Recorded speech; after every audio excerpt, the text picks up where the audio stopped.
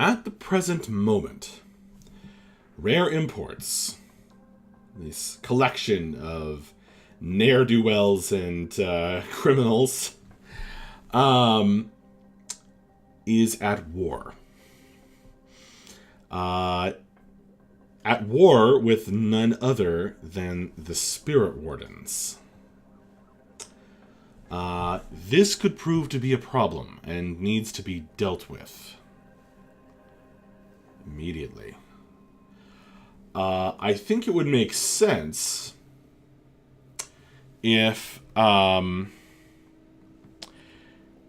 new character, Wake, was brought on to help with that in some fashion.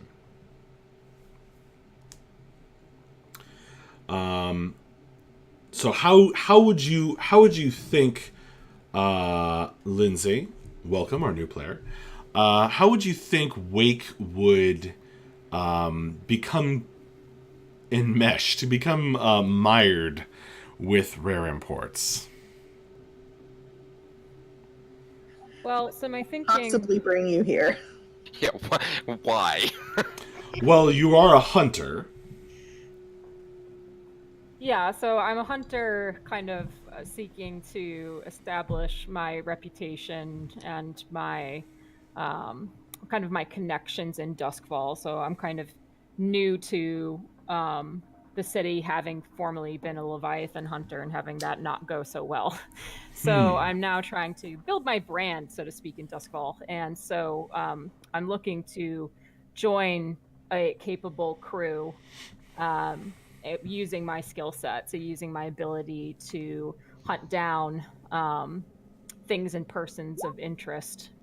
And so in this case, I'm trying to think, so if they're in a war against the Spirit Wardens, it seems almost like they're trying to avoid detection potentially, and not so much to seek them or someone else out. Is that accurate?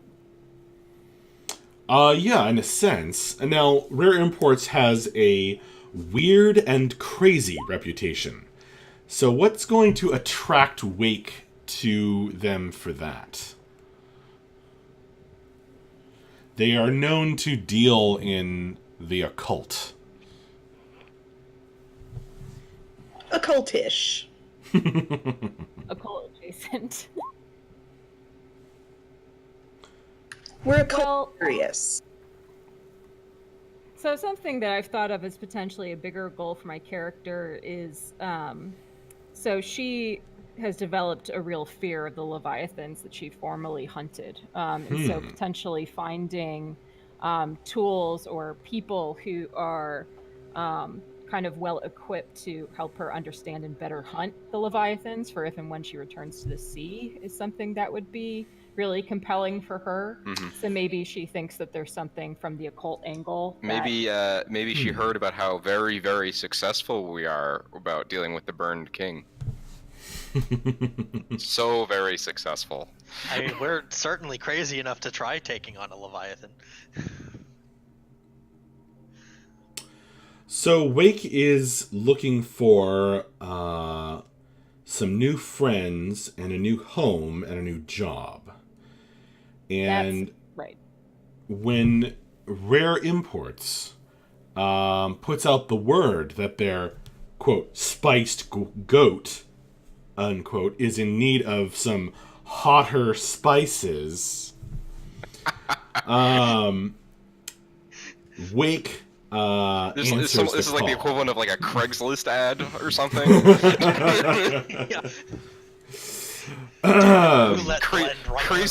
Crazy, weird former smugglers seek somebody with a gun. Well, that's an interesting question, is how would you guys go about it? Because you could be putting the word out in some dive bars, asking around. You could be... This sounds like a Surrey job to me. All right, that's fair. Now, Suri makes it interesting, because Suri has connections to Leviathan hunters, and who are all, captains of Leviathan hunting ships are all nobility in Duskvold, synonymous. Right. And I guess maybe I'll. Well, this puts me in a sticky situation because I've already asked for a lot of. Well, not a lot of favors, but I don't really want to be in the forefront of Lord Penderen's mind right now. You don't have to. You could just drop a word. You could drop a word in a few choice ears. Or she might have heard of, some ex-Leviathan hunter who's been, hanging around the docks or something. Well, and so let me say, sorry. So if you're connected to kind of like higher society and the Leviathan hunters in general, so you would have heard of my ship Hydra having sunk. So it sunk kind of mysteriously at sea with only a few lone survivors. Are you the only survivor, or were there? No, I'm not Okay. the only survivor. There's a handful of us. So you may kind of in the same way that like a Microsoft salivates when they see a small company close, you know that there's going to be some, Headhunting, yeah. Yeah, headhunting. All right, that sounds fair. Let's poach us an ex-sailor type lady. I mean, the last ex-sailor we had worked out explosively. And that one's wandered off, so we need another one. Yeah, until they figure out whatever they're working on right now. All right, so I put the word out that I would be interested to get in touch with anybody from the Leviathan hunting ship who was looking for a job.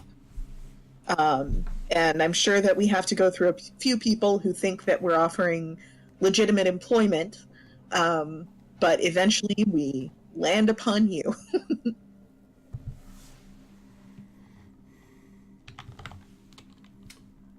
Interesting. So,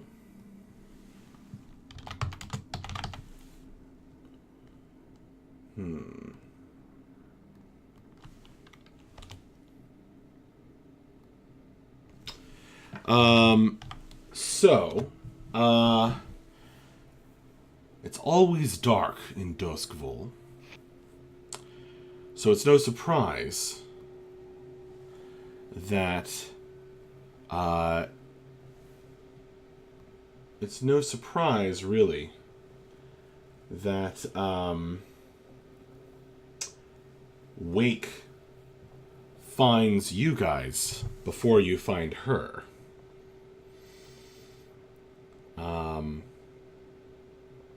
Her ability to hunt any prey through the shadowy streets of this haunted city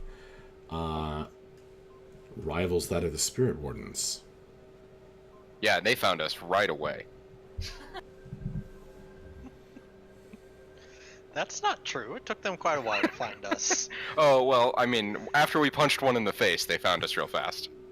It still took them a little while. We got one whole score done in between. Both of you are correct. I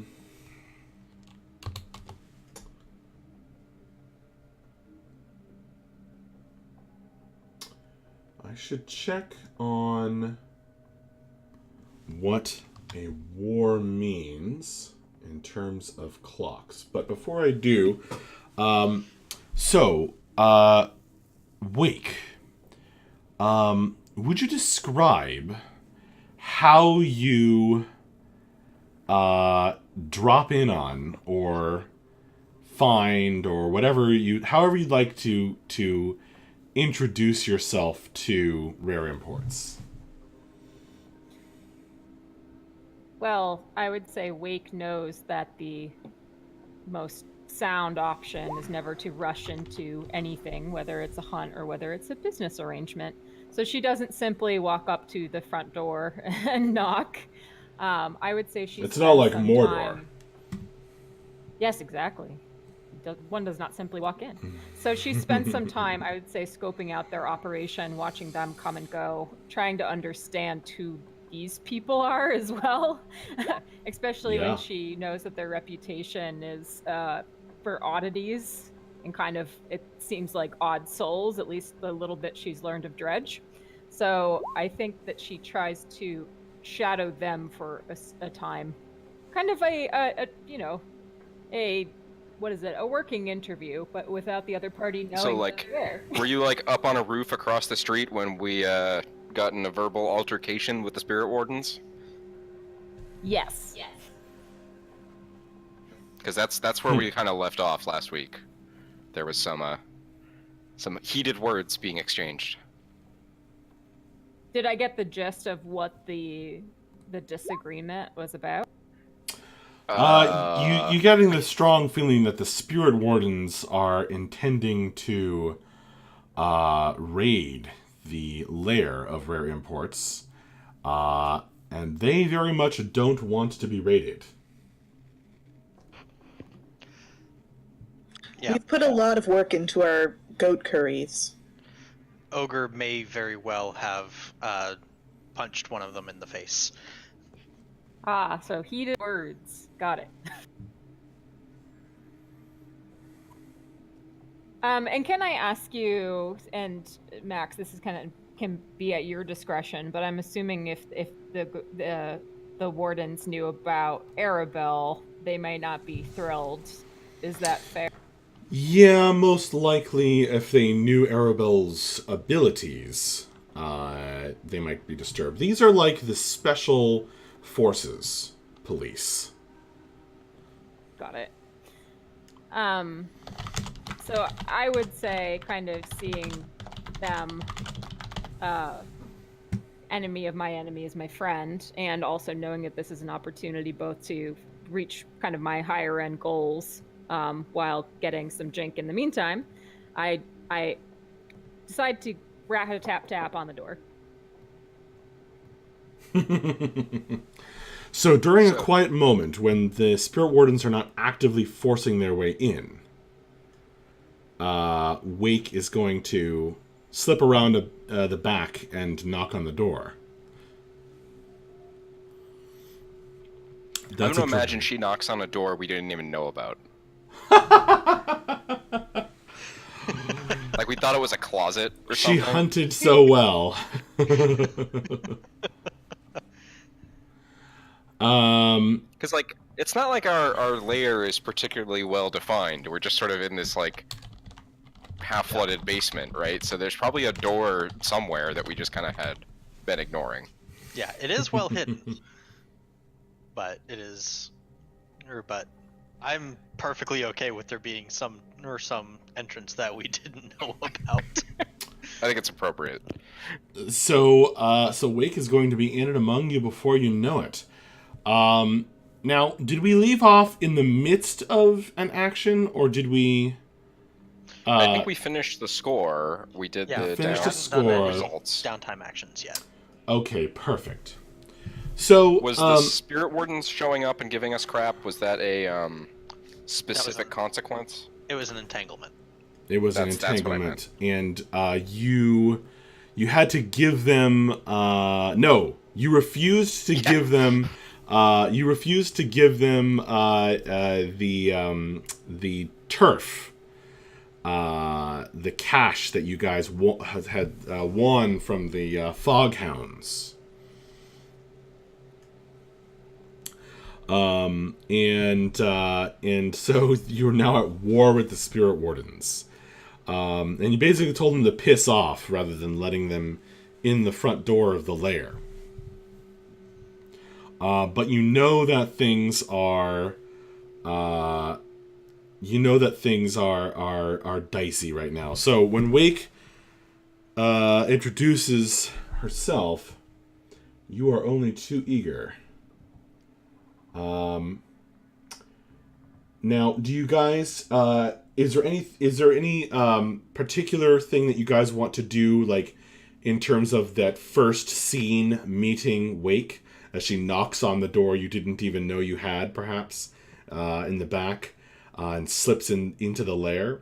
Or should we kind of elide right past that and go into some downtime actions? I'm perfectly happy to roleplay it if, Yeah. just for a chance to get to know All right. us. So there's a knock, and then this woman slips in the back door. I imagine Wake has a gun, but other equipment, I don't know. She has 2 discrete pistols, but they are not drawn. Mm. But they're still visible when she swishes her cloak a particular way. Cool. She The definitely. important thing is what you don't see. So you don't see a spectral otter. You don't see a spectral otter. Do we see a normal otter? No. I mean, I normally don't see a spectral Yeah, I mean, otter, so that's- that doesn't strike me as Yeah. odd. I think we're all okay with that.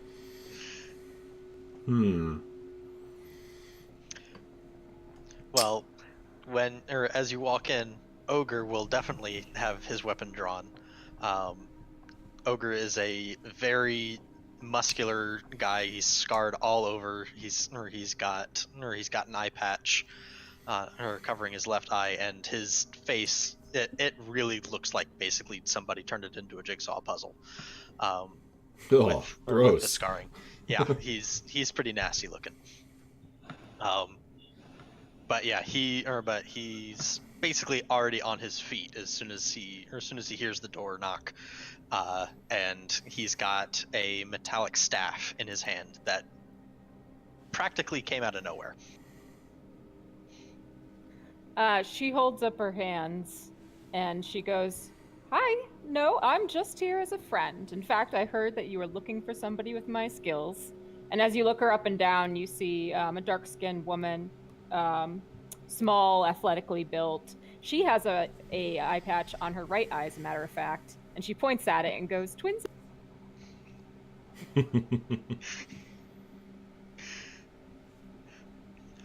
Ogre will just kind of squint at you a little bit and just say, "How did you find this place?"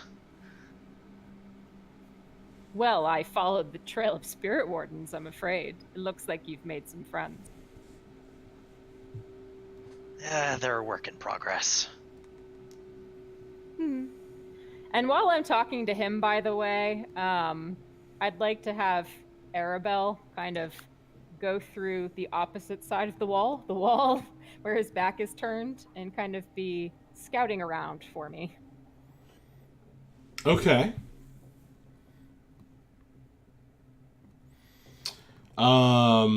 Well, Arabelle will find some disturbing artifacts. Are they actually hidden, or are they just out on the No. table? They're kind of just lying around. Also, isn't everything in the lair on fire right now? And everything bit. is on all of these disturbing artifacts are alight with flame. That does not seem to consume them. But it is rather alarming. You have some interesting lighting in here. Well, that's what happens when you decide to piss off a flame demon. For example, there's this jade urn that's on fire. There's this occult book that's Also on fire. Also on fire. This mug of cocoa, definitely on fire. But not actually Everything on fire. anything. The fire is not actually burning them, and if I'm not mistaken, wasn't the fire blue? Yes. There's a blue flame. Well, Yeah. look, I'm a busy woman, and I can see you're a busy man doing whatever you're doing with all this fire. So, you obviously invited me here for a reason. Let's talk business. All right. What kind of skills do you have aside from finding hidden entrances? Well, that's just it. I find hidden entrances, I find hidden people. I should also add that I kill those hidden people. I also find and kill hidden beasties as well. I have quite the long and storied history of it, just at sea and not on land. I see. Weapon of choice? Well, pistols, but also a long rifle, of course. Not bad, not bad. I tend to prefer to be a bit more up close and personal with my targets. And at this point, since neither of you have said anything, I'm just going to yell out, Dredge! Surrey! Get down here! So, Dredge, I would think, was in the room with all the artifacts, trying, in vain to study this fire effect. And seeing some sort of ghost otter come through the wall would probably have gotten some of his attention. So he is occupied attempting to put the ghost otter into a spirit bottle. Which I don't know if that works, because it's not really a ghost. The otter meeps and tries to run away. Probably, what, can you read me the text of the power? Well, so the spirit bottles are just like an item. I don't really know how they work. I mean of the otter. It's probably... Oh, the Yeah, otter. hang on. Oh. It's one of her special ability things, so it's probably in the hound section. Yeah, Yeah. hang on. Let me look at my sheet here. Because I have a feeling this is going to You be... can cause things on your sheet to go into chat by clicking on them, I think. Oh, interesting.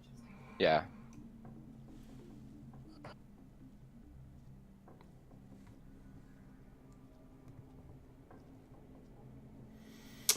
In Twitch chat, Kenny has a really cool suggestion for perhaps a tier 2 or an upgraded weapon for Wake. Please. Oh, Kenny's suggestion is, otherwise I would give her a gauntlet with a hydraulic harpoon-like apparatus. If she uses the reel, the head springs prongs like a grappling hook. The autocoil can be used to repel or drag targets in, though one must beware trying this against anyone stronger than themselves. Ooh. I So- actually was thinking of a harpoon-related thing. I couldn't find anything obvious in the book, though. I mean, the Well, book when is you pretty big. when you get yourself an upgraded, tier 1, tier 2 weapon, you can make it up. You got it. So the text for her pet is it's Ghost Hunter as a hound special ability, and it's your hunting pet is imbued with spirit energy. It gains potency when tracking or fighting the supernatural, and gains one of the following arcane abilities. She picked Ghost Form, which allows the pet to transform into electroplasmic vapor as if it were a spirit. Ah, okay. So it doesn't turn invisible or incorporeal like a ghost. It turns into electroplasmic vapor, as if it were a How does spirit. that work? Okay. So it'll be it can turn into like a kind of a glowing mist, which the crew has encountered before, a ghost that turned into a kind of a glowing mist above the weird throne down in the sewer. So I'm assuming then it can't necessarily just go straight through walls, but it could go through like an opening, so Right. like floorboards or a I broken mean, window or our something the like walls of our lair are probably not entirely crack and hole free. that. Okay, but that's good to know mechanically. And I put the text for the ability in chat. Yeah, there's Cool. a way to more directly do that. I forget how. Well, if it's set in your character sheet, you can just click the name of It's the the little ability? bell icon. There's like a little bell icon on Oh, things. the bell Oh, I icon. see. Yeah, so I just did it for her from her character sheet. Oh, I see. But that's that now. it still didn't have the detail of what ghost form meant. Hmm. Ghost form is only described in the book for some reason. Cool. All right. Excellent.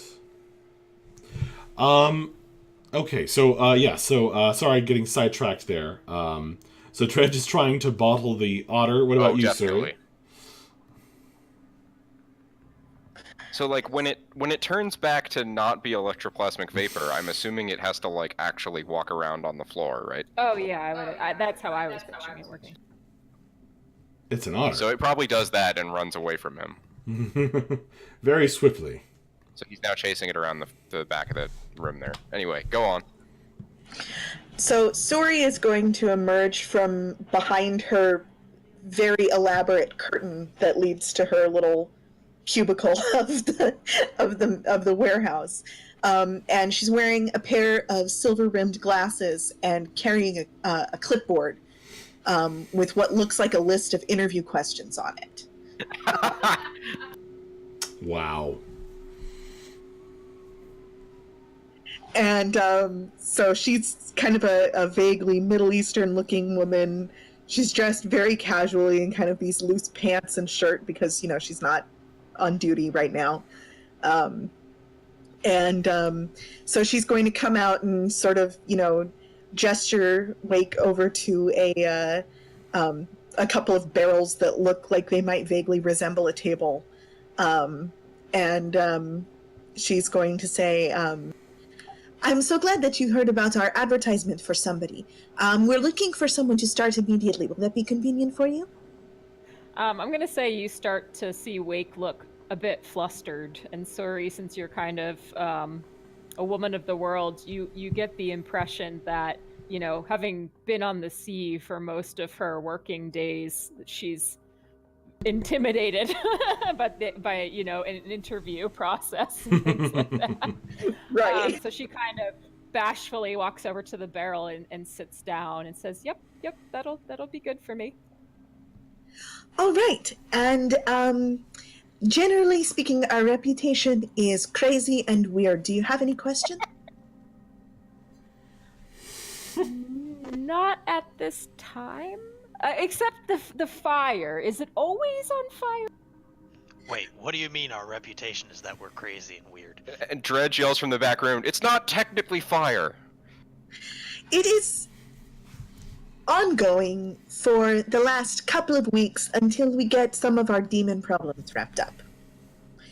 But we don't expect it to be long term, if that's one of your concerns. Oh, well, that's good. Erebel doesn't like fire. And then you kind of see the otter squiggle across the floor, running away from Dredge, and hop into Wake. Oh, you have a pet. How is she comfortable with goats? We have several. Oh, well, there were plenty of goats on the boats at sea. Yes, not a problem at all.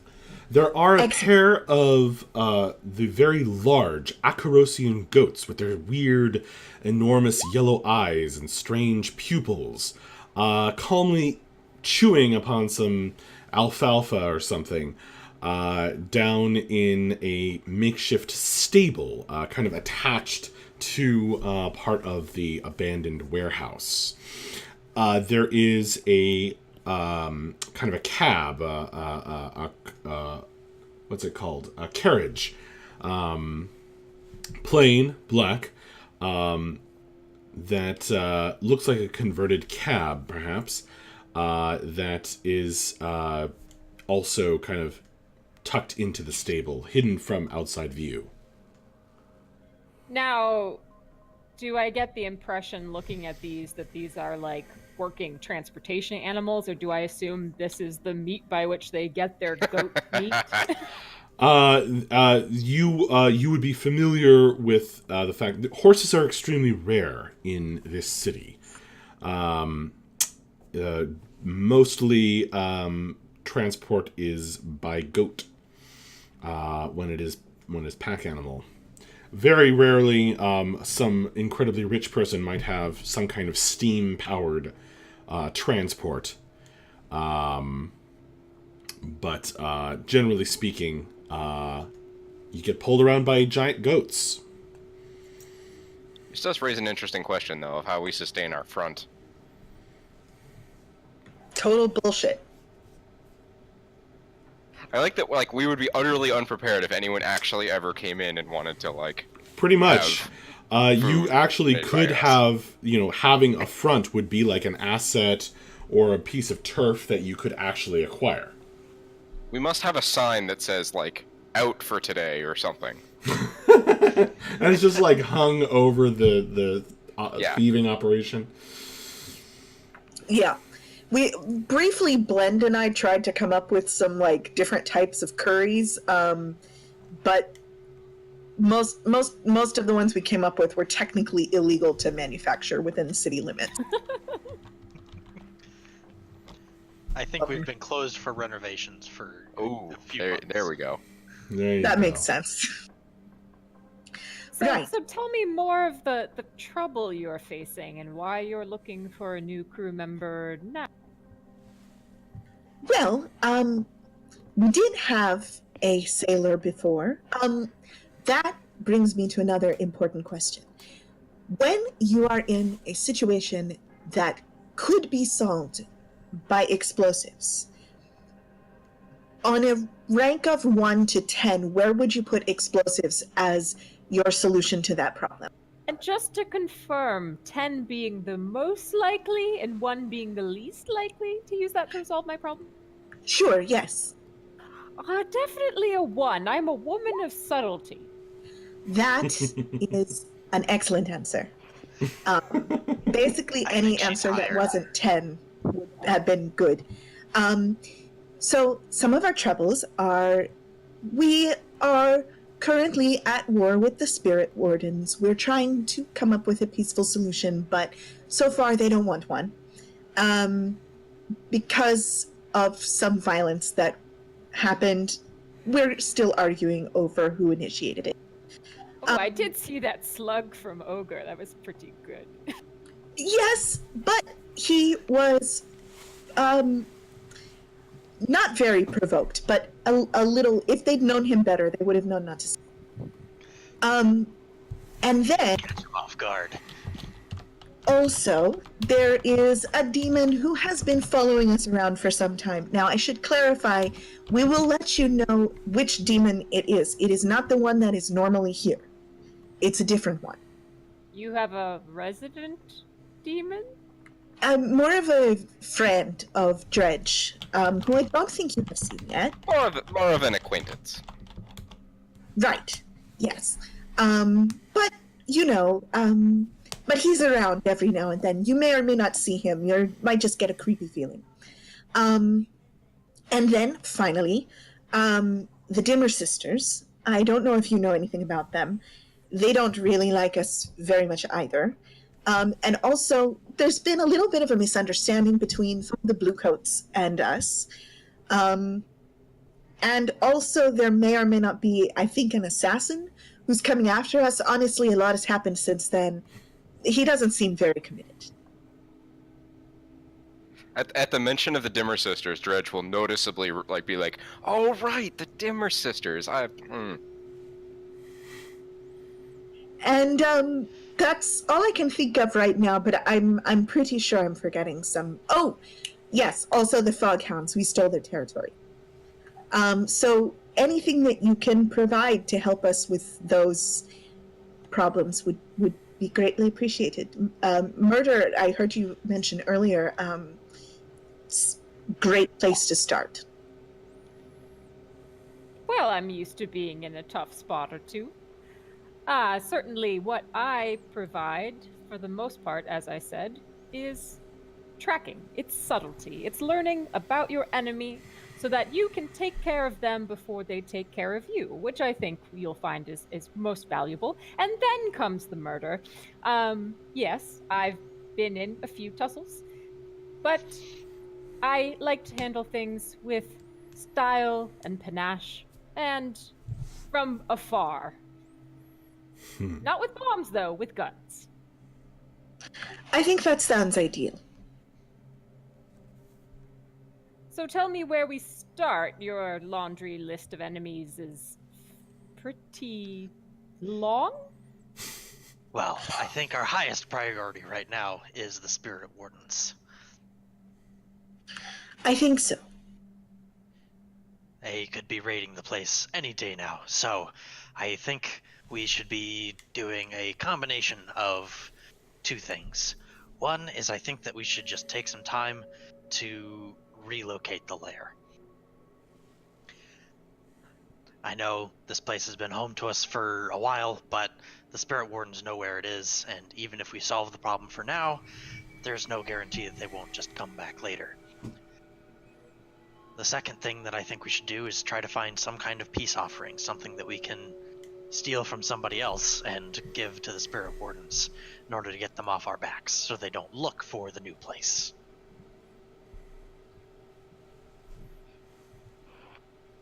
Any prospects for a new location?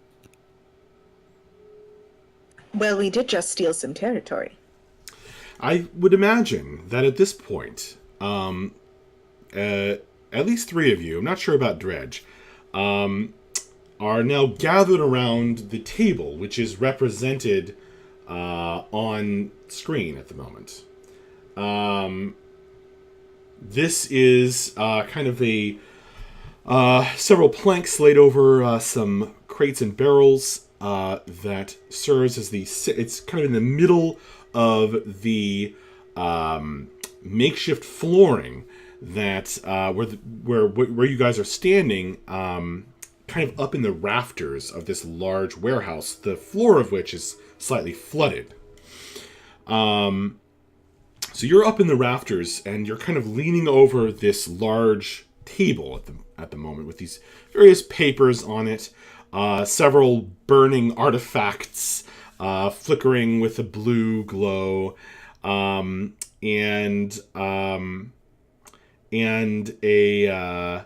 an electric light hanging over the table. So you're now, as you're putting your heads together, leaning over the table and looking at various notes and bits of info you've managed to glean from your criminal contacts and friends in the city.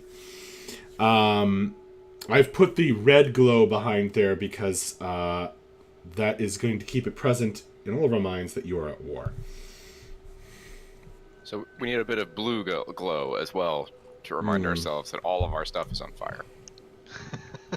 Well, That's not going to clash at all. We'll create a nice purple effect down the middle. fine. We'll do a blue glow.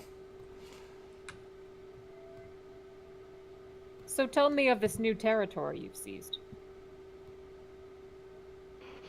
Oh, it's lovely. It has a beautiful bridge with a nice view and some things stashed in some little secret compartments on it. And there's a waterway running right through it, which means that it's very easy to transport things if you have access to a boat, which I always do. God. It's really been a great find for us. So I actually, just quick sidebar, I actually found a place in the rules where it says it's likely to happen that the players will get the same thing from a contact so many times that it becomes essentially renting it on a permanent basis. And I was like, wow, this guy really knows his game. All right, that's all. I mean, it makes sense. All We're right. pretty limited in what things we're able to just have permanently, and it makes sense that in this city we would keep going out and getting a boat.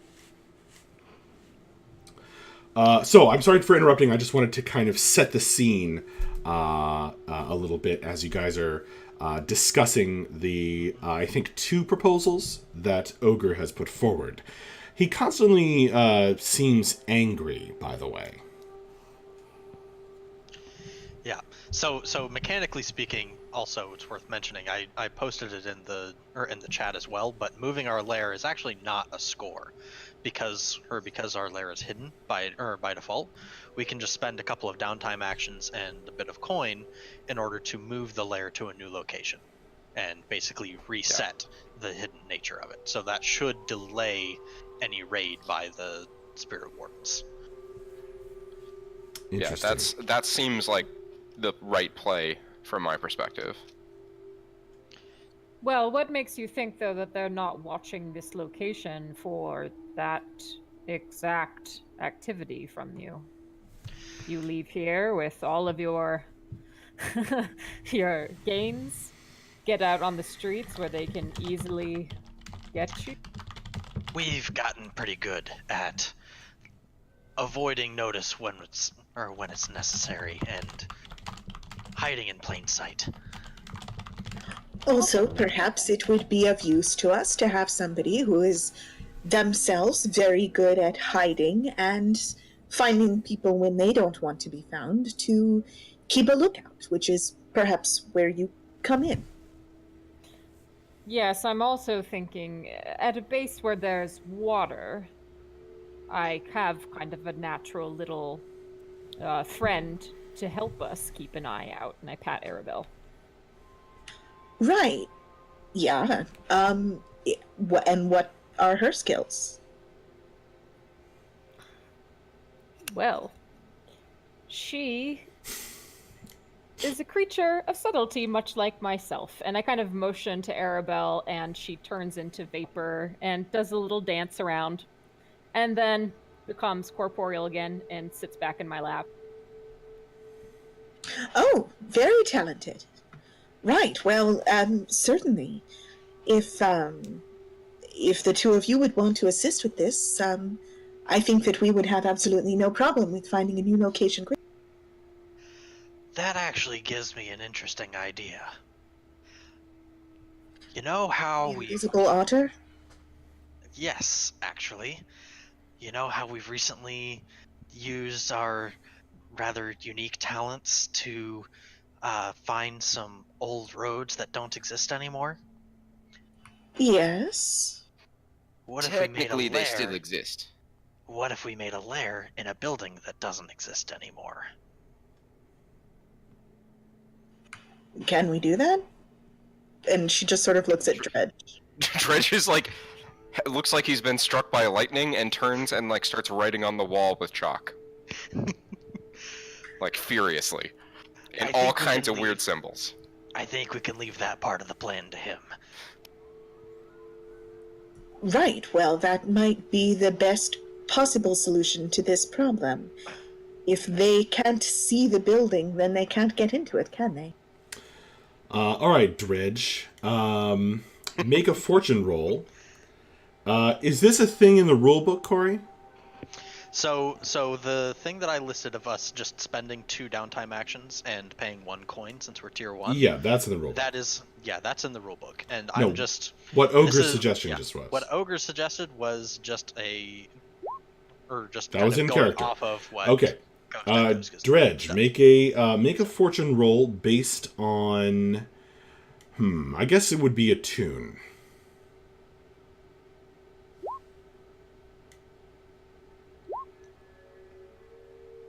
All over the place. Just like I'd expect. A 6. It's only the 6 that matters. Yeah. Okay. So he's super fortunate.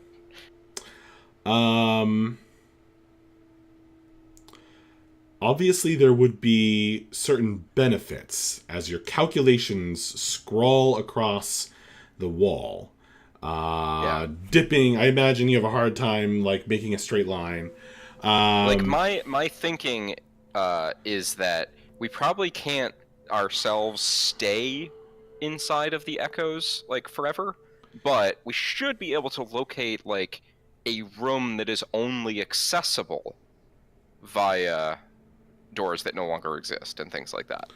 That is definitely an asset you guys could apply to a hideout. You could have a room that was only sometimes there. Having a hideout that is so unreliable, potentially a problem. I'm picturing like it could like collapse a at any moment, building. but worse, like someone could come along, and someone that doesn't like you could come along, or a ghost or a demon could come along and just like pull the place down around your ears. Well, I mean, all I was picturing was something like, you know, an upper room of a tower, and the stairwell had fallen down years ago, and you have to use essentially ghost stairs to get up into the tower. That's all I was really. That would picturing. be Dredge's calculations. He starts like drawing stairs. Yeah, I'm picturing his calculations are more. How would I locate such a place? Well, it's like math, but with like philosophical concepts. Oh, and So- like it's full of just like weird pictograms and Yeah, and weird shapes. pictograms. So it's like And stairs. he's definitely writing sideways in some places for like it's Right. It's like stairs plus eye in a hole plus, you know, plus spirit mask divided by 3.1415. You know, yields equals, you know, safer question mark. yeah. Well, it's like if you remember the scene from Nightmare Before Christmas where he's trying to like figure out what Christmas means on the blackboard. Same basic thing, but Right. on the wall of the room. Right. Thanks, Kenny, for Suri those. looks over at Wake and says, "That's another thing. We have to repaint a lot. That be a problem for you?" You just see Wake clench her otter a little tighter. No, I don't think so, as she shakes her head in terror. All right. So, in that case, you're hired if you want the job. And let me ask you, why don't we say yes to this job? And so we can both kind of, you know, see if I fit, see if you fit me, you know? That makes sense. I will also tell you that we split all loot evenly, although we do have certain financial obligations to outside parties which are paid first, and we keep a little bit in the group coin purse, but that's just to buy things that benefit everybody, upgrading the lair and things like that. So for the most part, you can expect to receive no more and no less than any individual member of the group. Those are agreeable terms. All right, then in that case, we would love to have you along with us while we relocate our lair, and if you prefer, for the job after that. That sounds great. Let's get to work. All right, so I think with that, we're going to start relocating our lair to a weird ghost spot. Now, before we do that, I want to make a slight adjustment to the rules. Given how much harm gets thrown around and how many different things there are to deal with all the time, and a lot of the time it feels like you know, nobody gets to do anything interesting because they're just dealing with like the really important stuff so that they're not going into the next score literally crippled. I am going to give we're going to try and experiment with the mechanics here. We're going to give everybody one free, quick downtime action. So, you know, you can use that for... so normally you get 2 free downtime actions, but you can use those for anything. This bonus downtime action is only for something really quick. You know, going and saying, okay, I go to the local leech and I get healed partially from an injury. I'm really bad on stress and I just need to do a quick vice thing, something that we expect to be quick and not really, you know, aren't really going to want to do any kind of lengthy descriptions or roles for. Does everyone get that? Does that make sense? Sure. Yeah, I do Sounds feel good to like part of the cost of harms and stress is that removing them takes as much time as those cool things. That's true. So like saying that those things are quick, I mean it's equivalent to just giving us more stress check marks essentially, right? Well, yes and no. I kind of feel like, you know, if you have like a level 3 harm, you know, that should be something that you need to spend stuff to deal with. Sure. What I'm kind of more getting at is I'd almost rather you just give us a full, maybe maybe only like 2 extra downtime actions for the whole crew or something to make the choice still interesting. Because it feels Oh. like if you just let us heal essentially 1 time per time for free, we're all just going to do that every time, and the only real effect is that it's like we have extra health. Well, but in fairness to that, or to what Max was saying, is that that's what we do anyways, and it means that we don't get to do the more interesting things of like. Don't get me the wrong, spirit I block want or ritual. Yeah, that yeah. you've been I wanting want to do the since more first interesting section. things.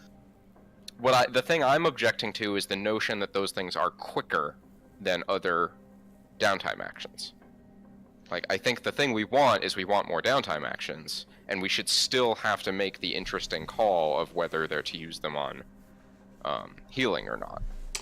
The only issue with your suggestion, Matt, is that it plays into another potential design problem, which is that you could allocate those actions all to one person who really needed them, and then they have the spotlight for the whole session. Sure. And I like the idea of giving everyone like one quick downtime action to just kind of like, all right, my character's injured and useless. I just need this. I mean, But I we hear can what sit you're here and- saying. We can come up with different mechanical ways to represent what you're trying to do. Yeah. We can try it and see how it feels. Let's We could also try. say something where maybe we can take a downtime action at a penalty. Like a penalty to the die roll that would result from it, a penalty to the effect of it, or something like that. Like, essentially take the quick part of it and make the quick part of it have a mechanical effect. Huh. That's interesting. What I don't Oh, want- you what guys I don't should want be to have so happen is angry that at we Matt just- right now. You should be so Well, angry. I don't like the idea that we're just going to be like, I get one free, dice vice roll every downtime. I Oh, think man. that tension is important. All right. I like that. So here's what it is. Whatever he's about to say is his fault and not mine. No. Not at all. This is 100%. So your fault. here's what it is. You're gonna get. There's a bonus downtime action each available. But if anyone goes for it, you gotta roll on the entanglements table. See, that sounds super interesting. But only I don't once. know how bad that table is. Only once. Well, So it's only one roll in the entanglements table, and then everybody gets a free downtime action. okay. Oh well, my God. Matt, to give you a comparison or an example, the entanglement table is how we got into war with the spirit wardens. Like, Which is there's super some interesting. Really bad stuff on that table. It depends how Yeah, much I'm heat the you one who have. rolled. I'm the one who made the roll that had that result, I think.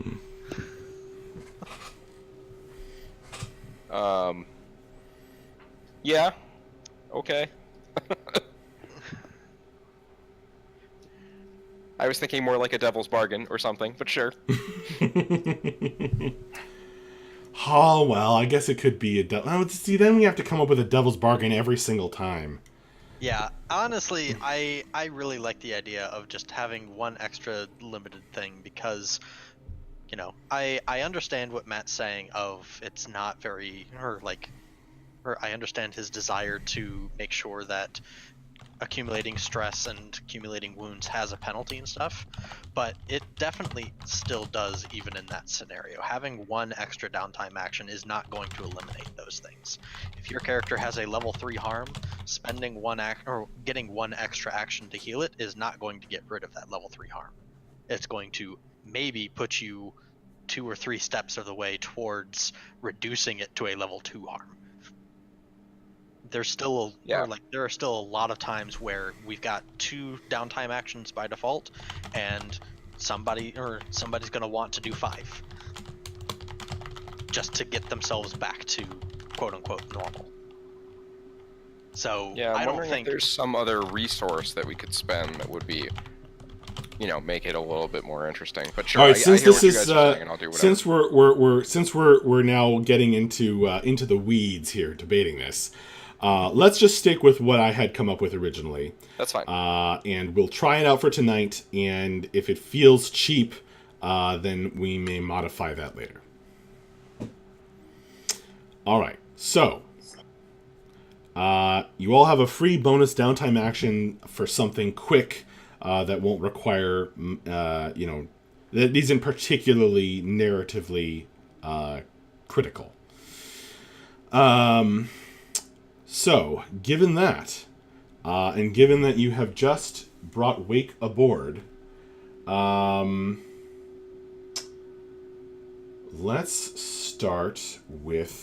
let's go from left to right, giving everyone a downtime action.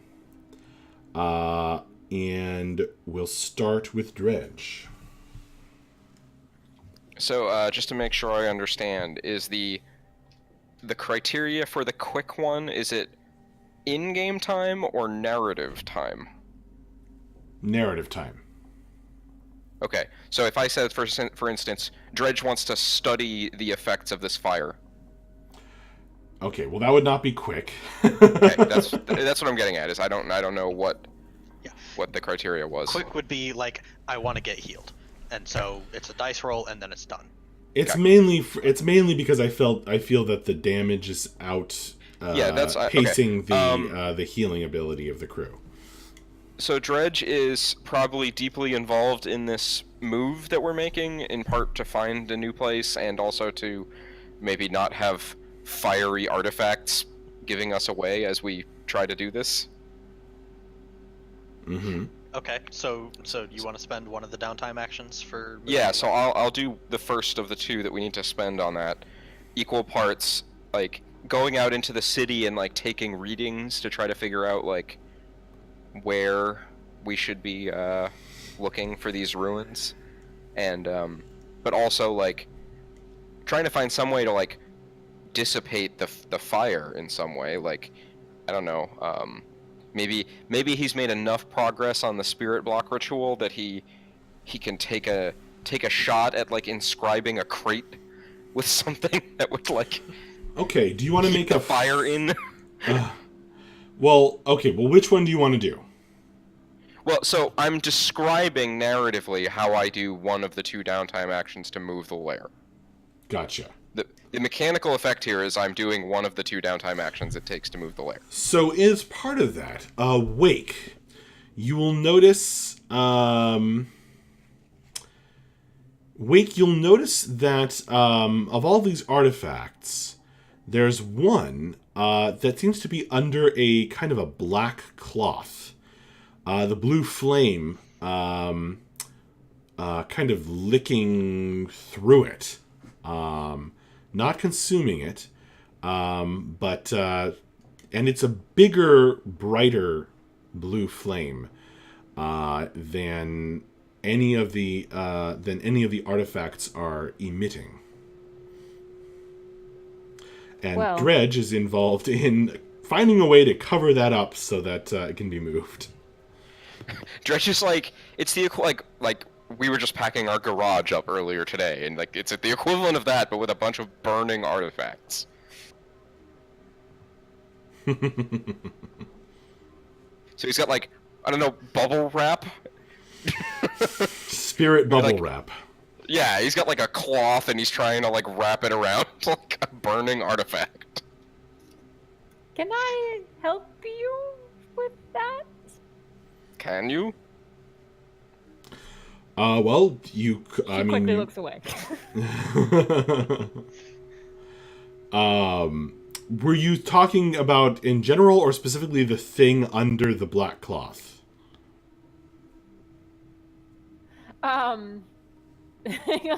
Well, I know I'm able to aid him, so I can with aiding a friend. I don't know how I'm Doesn't- gonna aid him. that That doesn't play in yet. apply. That doesn't apply at this moment. But you certainly could spend one of your downtime actions to help in moving the lair. But we'll come to you. We'll come to you on that. I just wanted to see if Wake had a reaction. He to was anything. dangling And a she did. MacGuffin in front of you. Got it. Shh. Bad player. Ogre.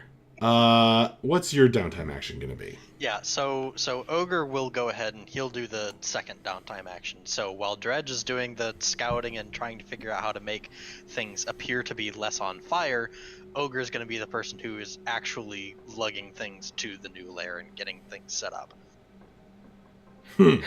So there's a moment there where, like, you have a crate that is full of burning artifacts, and Dredge is like, well, if we set you on fire, and you're like, no.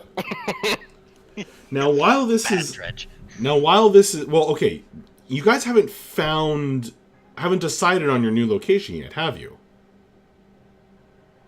The mechanical effect here is just that it becomes hidden again, so Well, we it says can roleplay relocate. that as much It as says we want. relocate.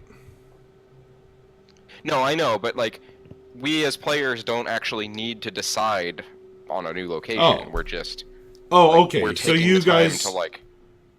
are you guys saying? So Matt, so you're saying that you guys want to find a new warehouse in the docks, like basically the same Well, thing. I mean, or we find some other equally forgotten place. I don't. I'm perfectly happy with just finding another warehouse in the docks. I'm Yeah. sure there are I plenty thought of it those. was a cool I thought it was a cool narrative aspect of it that the only way you can reach it is by long destroyed stairwells and things I like think that. that's really cool. So that's why I was sort of narrating it as Dredge goes out and like tries to find a place, but mechanically we just do 2 downtime actions and we relocate the lair. Yeah, no, I wasn't gonna make you guys roll necessarily. I just wanted Okay. to know if you had like something you guys wanted I to think it would be find. cool if we were either like up or down a like what would have been a winding stairwell, and the stairs have all long since fallen to pieces. All right, so we're gonna have everybody say one fact about the new lair. So Dredge, you started with the stairs, parts of which are only sometimes there, or only there if you know how to see the parts of the city that have been destroyed or built over or burned away. We also have to figure out how we give that ability to our new recruit. You're gonna teach her. Yeah, I think we have to do something there. Maybe Dredge can make her some glasses. Dredge makes her some glasses, through which a pair of spectacles, which when glance through, you see the filmy, ghostly, gray and white parts of buildings and roads that shouldn't be there, alleyways that don't exist, and in this case, stairs that are solid enough to walk upon, but vanish when the spectacles are removed. You'll learn to see it without the spectacles in time. Precisely. So Being Ogre. one-eyed, could I have a monocle instead? Oh yeah, whatever. Actually, it's kind of funnier if like Dredge makes glasses for you, and then like starts to give them to you, and is like pauses for a minute, and then just like knocks one of the lenses out and gives them to you. Wake, what's under your eye patch? Is it an empty socket? Well, I didn't know I had options. Maybe you have a glass eye? Or I'm maybe gonna say that maybe Dredge can make something that can be stuck in there. Yeah, I'm gonna say it's an empty socket. So I opened myself Long-term up project. to a long-term project. Dredge makes her a ghost eye, whatever that means. Boy. Oh boy. So Ogre, you just declared one of your free downtime, or your only free downtime action, when you're at war. What is the fact about the new layer that you're going to narrate? I would like to say that it's let's see. I would like to say that the the place is extremely compartmentalized. Like, you know, the warehouse that we were in before was all very open, and it was just kind of like everything was all out in the same place. And this one, it's like there are too many rooms, and each room is just a little bit too small. What was this building? What was this building previously? It may have been like an office building or something like that with like tiny cubicles, that kind of thing. Okay. Yeah.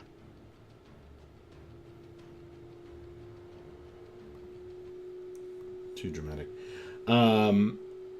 Interesting. Okay, so you've got like all these cubicles and offices. I like that.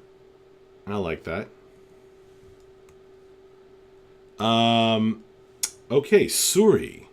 What's your downtime action, and what fact are you going to tell us about the new layer? Well, first things first, I desperately need to alleviate some stress. So I'm going to indulge my... Okay. So I guess that could be a quick one, I think. I mean, it doesn't have to be complicated. It might be, if you wanted to also, you know, talk to Lord Pendrin, etc. I very much want to not talk to Lord Pendrin. Okay. All right, I alleviate 3. And let me think.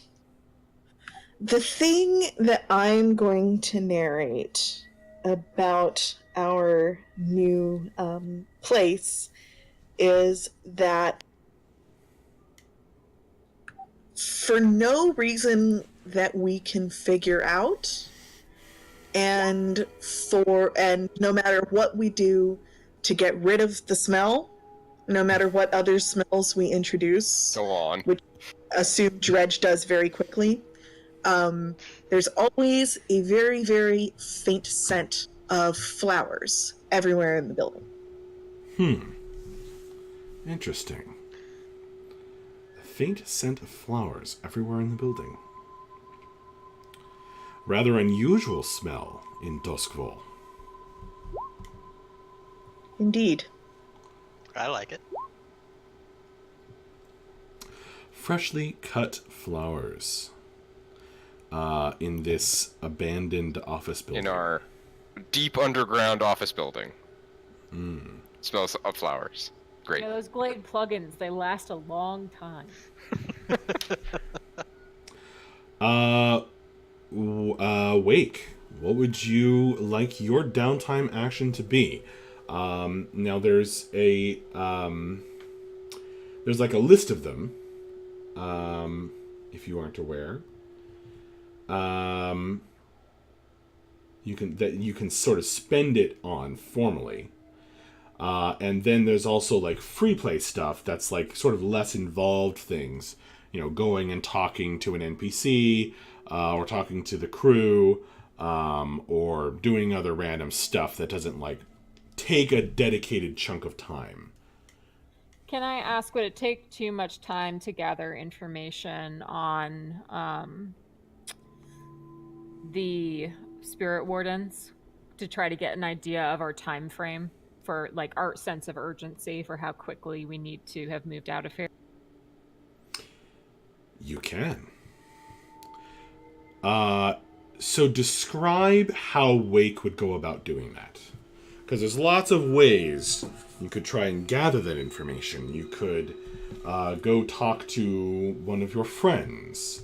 You could, I don't know. You could talk to one of your allies' contacts.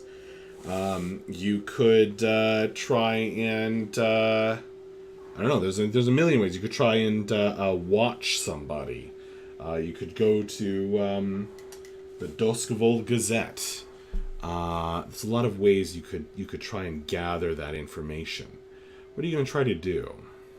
Well, I Wake think the go one about that she's most comfortable with would be kind of tailing them. I mean, they were here not that long ago, maybe about 30 minutes ago. So trying to kind of catch up with them and Excuse me. kind of use Arabelle potentially to get into one of their bases subtly and just try to eavesdrop.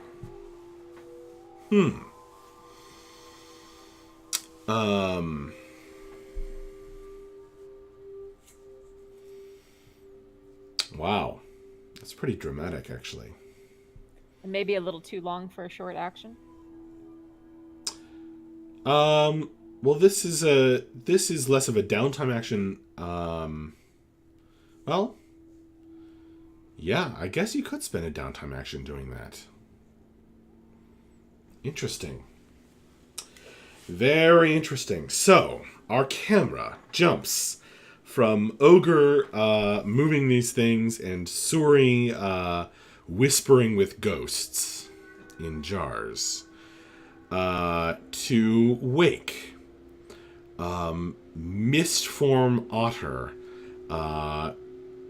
at her heels, creeping along a dark, dank alleyway as a pair of spirit wardens capture the ghost rising out of a dead body in an alleyway and speaking in low voices behind their masks.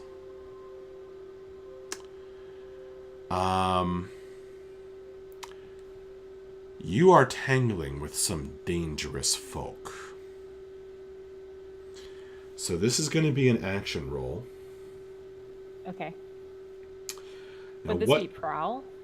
It could be Prowl. It probably would be Prowl.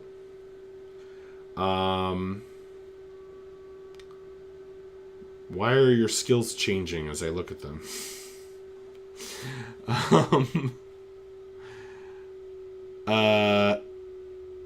Most likely it would be Prowl.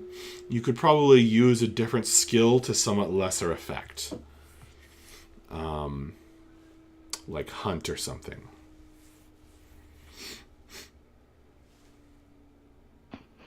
But Hunt would be more like setting yourself up in a good sniper spot. Or something like that. And eavesdropping that way. Whereas Prowl is more like what we've just described.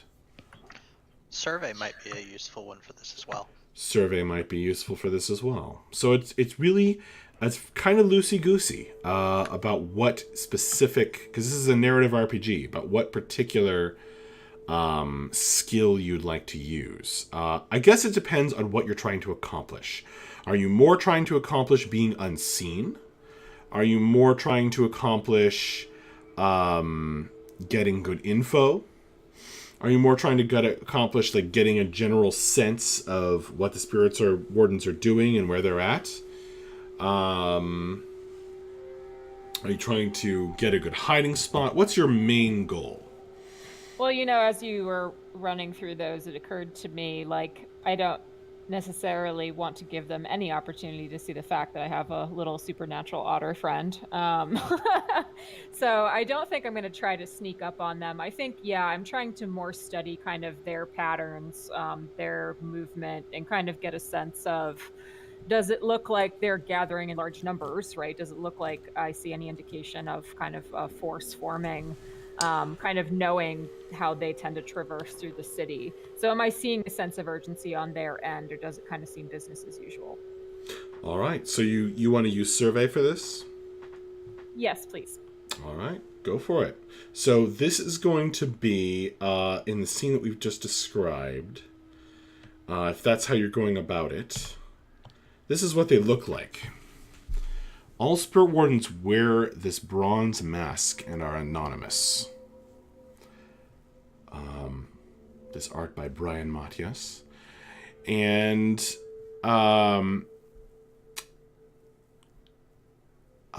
let's see. This is going to be risky. This is pretty risky.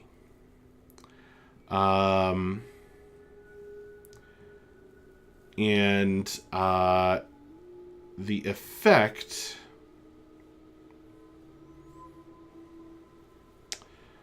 I'll make the effect standard. So this is going to be risky standard, unless you adjust it somehow. Well, she's very motivated to impress her new employers and not fuck this up right out of the gate. So can I say she's going to push herself? Sure.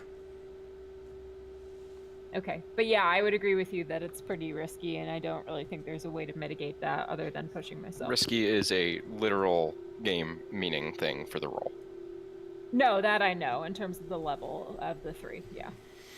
So, okay. So you're going to push yourself, which costs 2 stress and gives you +1 dice.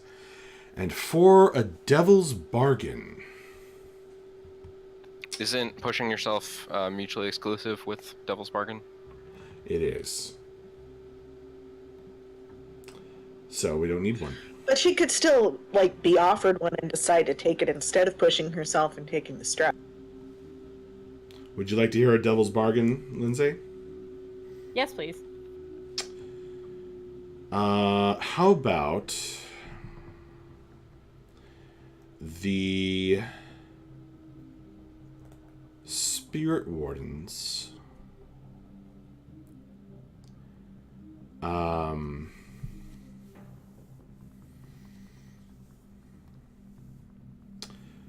about one of them, one of the 2 that you've tracked down this alley, has a distinct smell of the sea, of the void, the inky sea, the void sea of stars that lies just outside this city. And you recognize in his walk the rolling tread of a former sailor.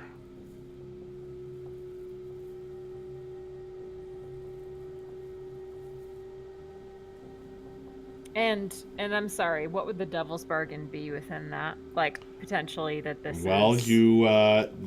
there. Well, someone. Can you hear me? Yep. Yep. Well, someone who has been on the sea might recognize that someone else has been on the sea, mightn't they? Got it.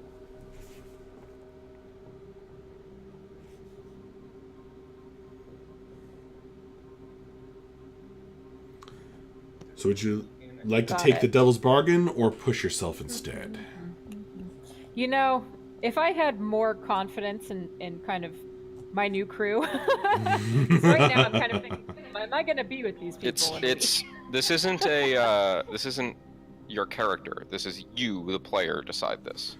So you don't Yeah. have to. The character will. Like, you don't have to roleplay the decision. You roleplay the results of the decision. That's true. That's fair. Okay. So what do you, Lindsay, want to do? Like, I screw Dredge over all the time. I'll take the devil's bargain. All right, then. So no need for the pushing of yourself, and I don't think anyone's here to give you an assist. So let's make the roll. And so that would be 1 extra bonus die, correct? 1 extra bonus die.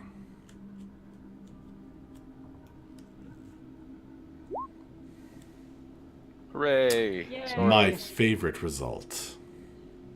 The critical Oh shit, meh. that's right. My favorite result, 4s and 5s. Double 5 should do something even more special. So, one Spirit Warden turns to the other and says,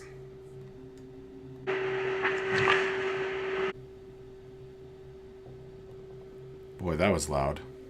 Yeah, we just heard a bunch of like buzzing or something. So annoying. Hang on a second.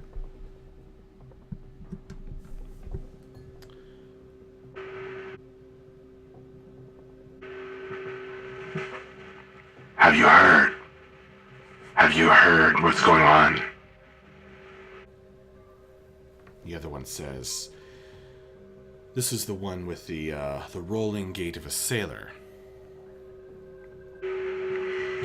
We're taking down that small crew. That's what I heard. You?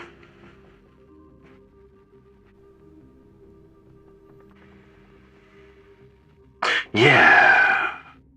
Yeah, we're gonna get him. Lots of interesting stuff they've got. That's what I heard. Might be a sign to take a look myself soon.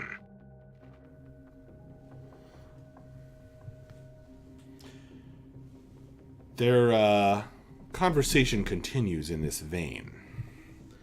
And you are certainly getting the sense that they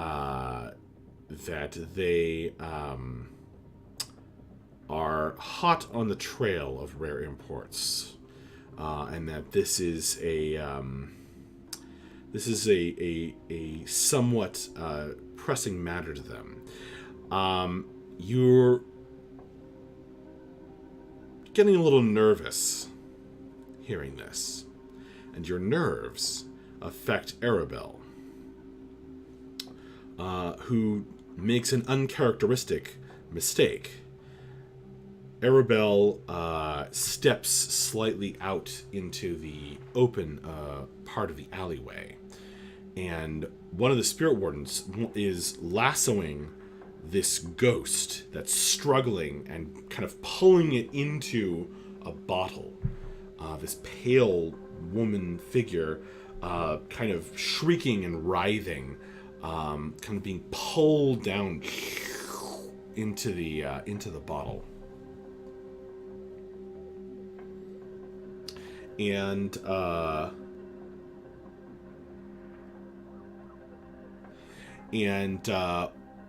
the other one, the one who's the sailor, perhaps he smells something. Perhaps he heard the otter's very quiet clicking of feet on the cobblestones. He turns and spots Arabelle. Is that a sea otter? Come here, little fella. Come here. I smell something on you.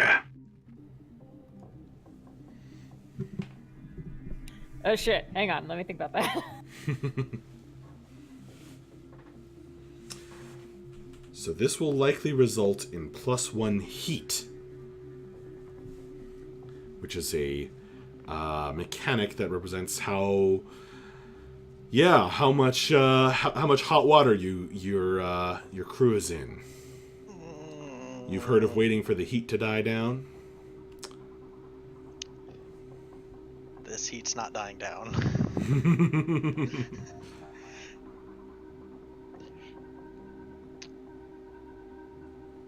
It's +1 heat, you said? Yes. Congratulations, guys, we're wanted. No!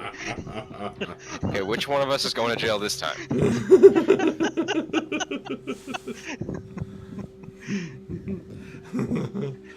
Oh, that was perfect. The first thing that Lindsay's like, oh, I don't know, I'm just gonna jump into this game and see what happens, immediately makes you guys want it.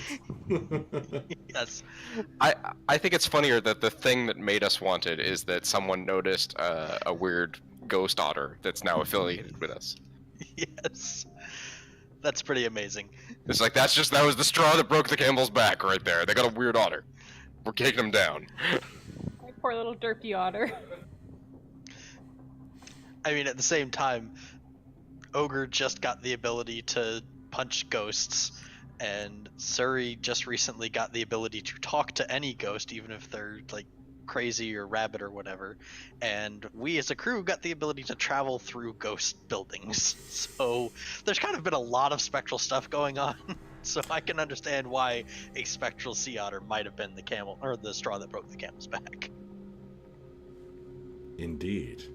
Now, Wake, do you want to try and continue to try and gather more information, or do you think you've gotten initially enough and want to get out of this situation?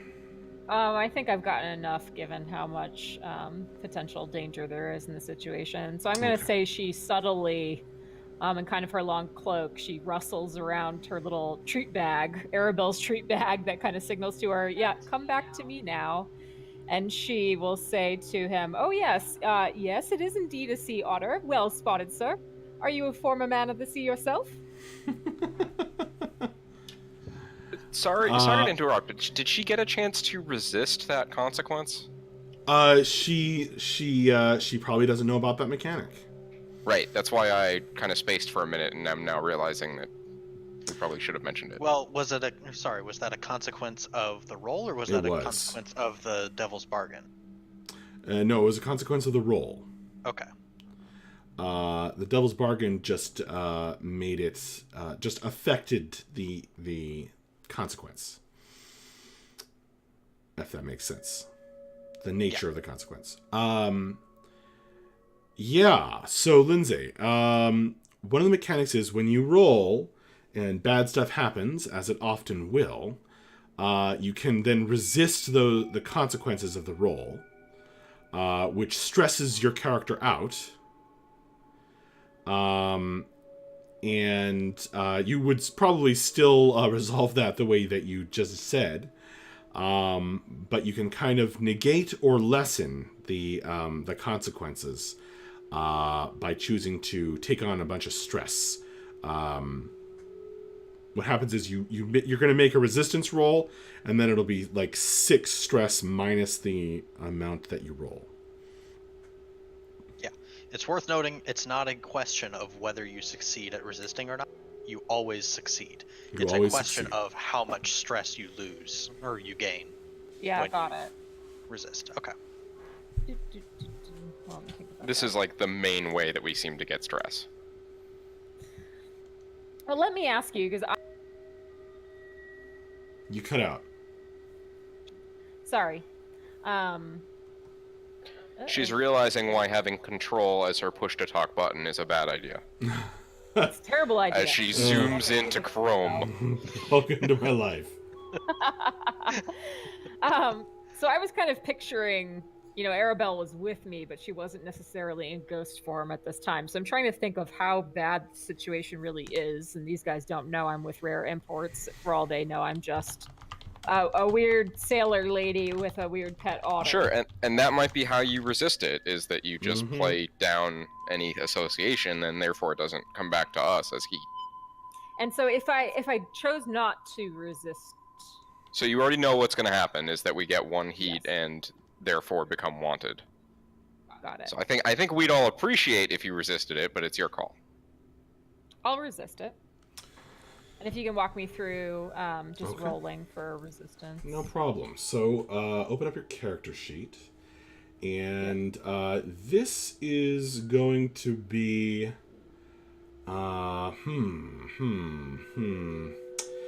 Probably a resolve resist. So you can just... I think you can just click resolve or something? Just click the red thing. Yep.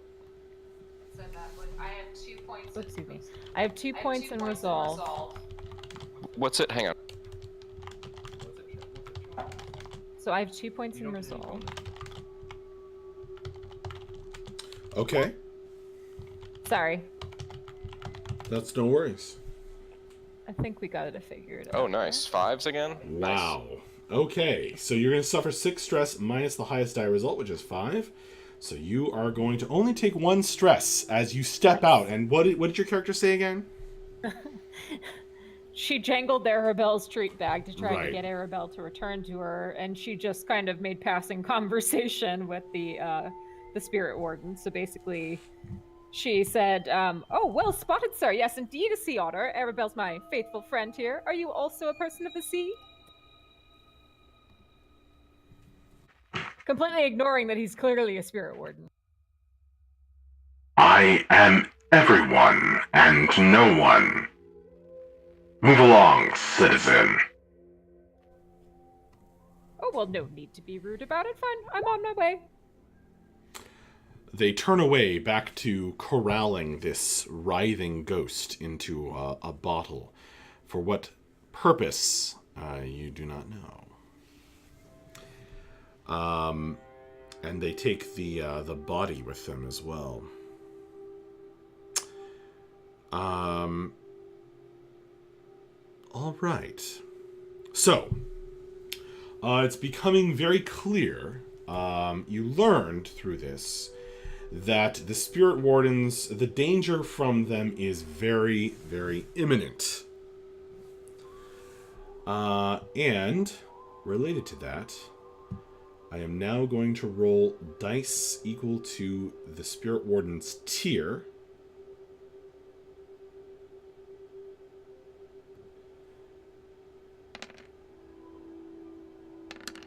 In the matter of... Oh, that's a 6.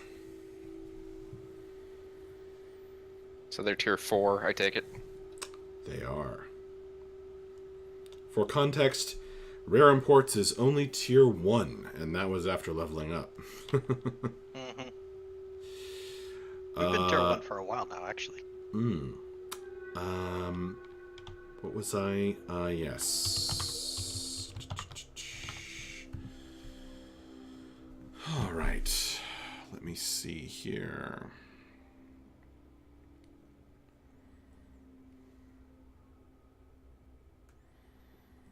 I think a 6 usually means 3 ticks on a clock, doesn't it? Usually, yeah. It's usually 1, 2, 3, 5. The progression. Do you see the new clock that I've added? Spirit Wardens raid the lair? Tick, Yeah. Tick. Happened to notice that. Oh shit. Good thing we moved already, right? Very good thing we moved, I think. So you moved.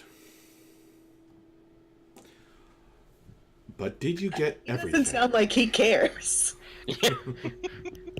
I mean, part of moving is setting fire to the place you just were, right?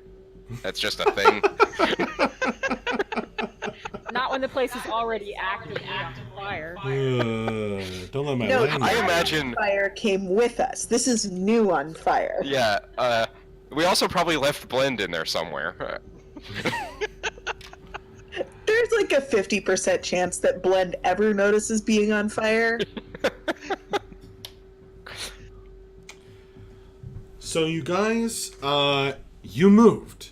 Your lair is no longer where it once was, and your lair is now hidden behind... Oh, I'm sorry. Wake. What's one Yes, fact and about the new lair? Yes.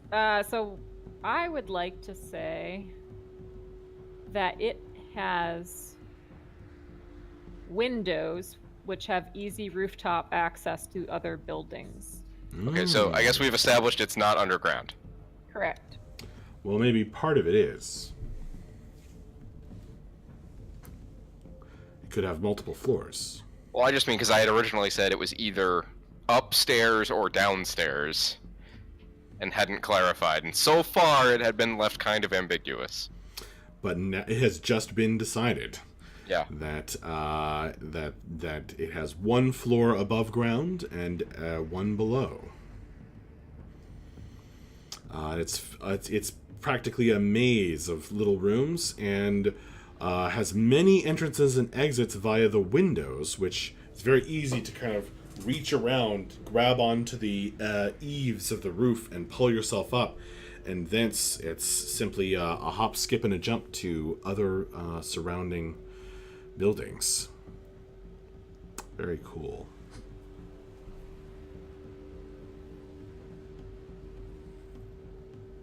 So the Spirit Wardens,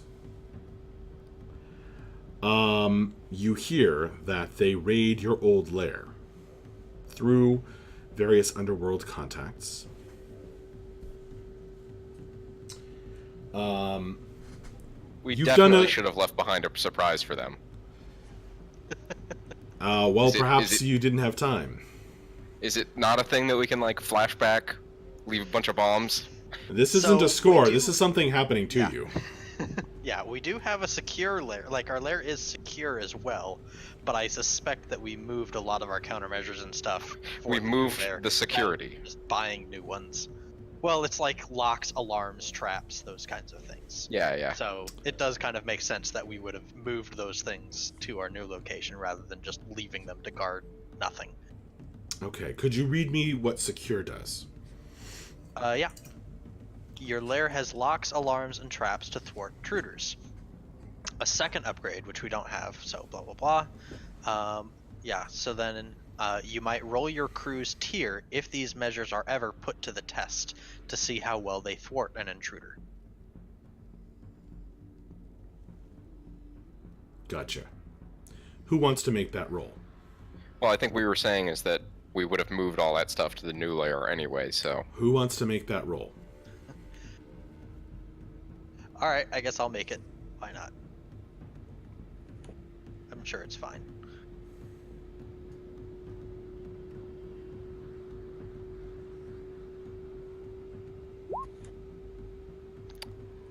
Looks like they don't help at all. Or...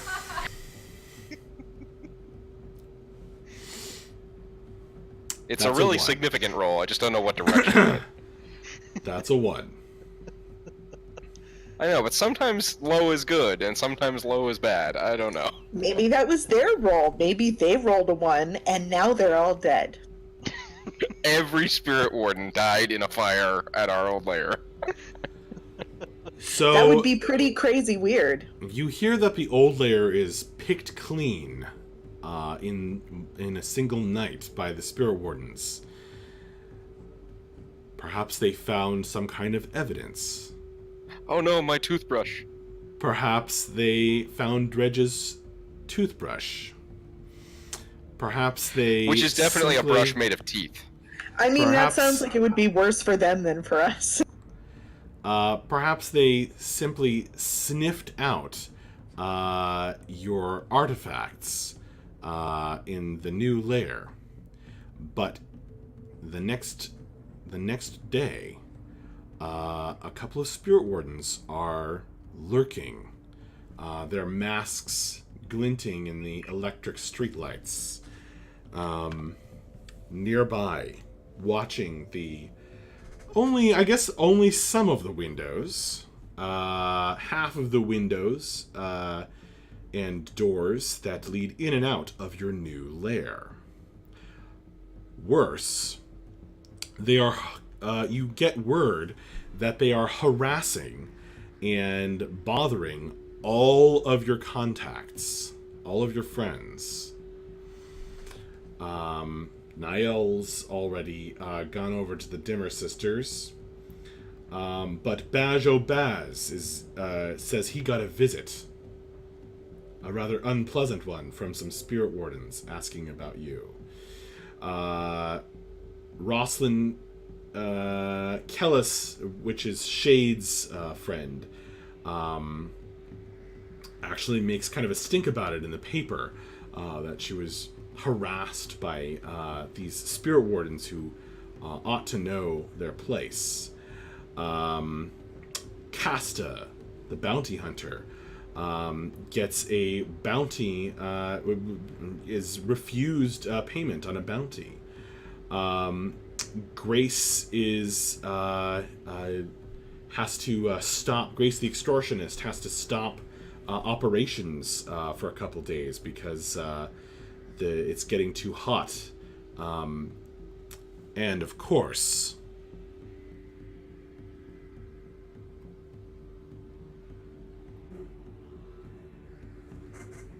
Professor Claremont. Enemies Yes? of yours are making trouble. Deal with it if you would be so kind. Of course. Yes, I will. a voice comes to you when you're just waking up and not quite sure if you're still dreaming. But the wetness that soaks your bed is not sweat or urine, but an inky water from the void sea.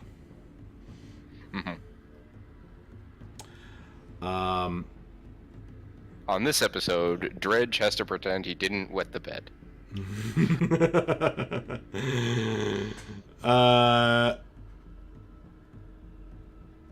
So yeah. So some things have occurred. Does anybody want to do any other downtime actions? Yes. Well, do we want to spend coin to drop the heat a little bit? That might be a good idea. Is that what you were thinking, Corey? No. Ogre is actually gonna be. He needs to get away from all of this crap because he's gonna punch another spirit warden and completely reveal us again. So he is going to instead. He's gonna go shopping. He's gonna spend a coin and he's gonna go get some groceries and new clothes and all that kind of stuff. And he's going to drop it off at Mara and Syrah's place. Okay. So he buys clothes and he gets some coin together and drops it off at Mara and Syrah's place.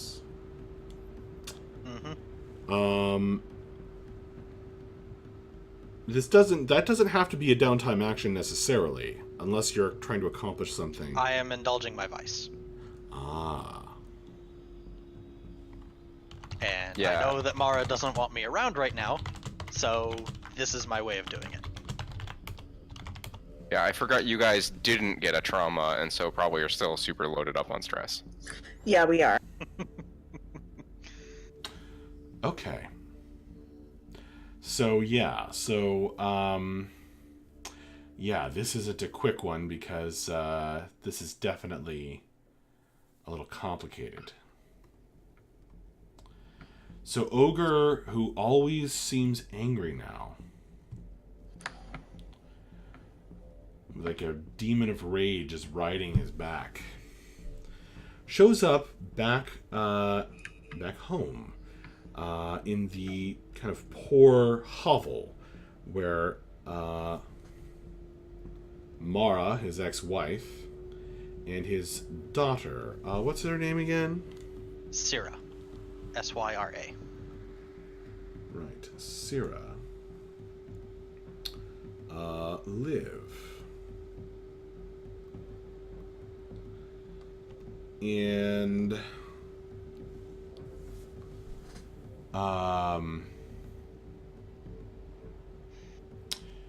and offers the money and the clothes.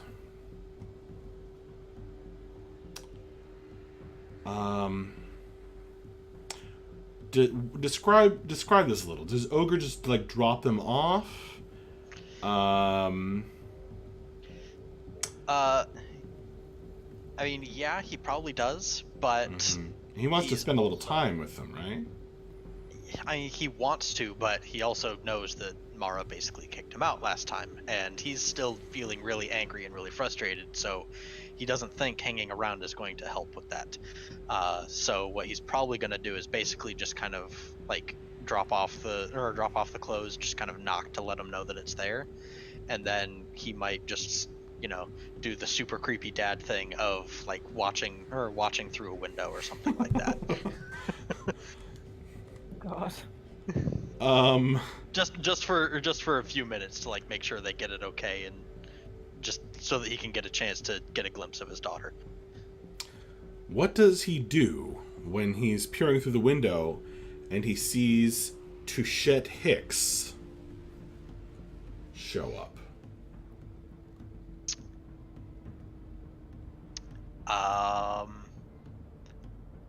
I would say that there's a dent in the nearest building's wall. Go ahead and make your vice Ogre's roll. not sure how he got there.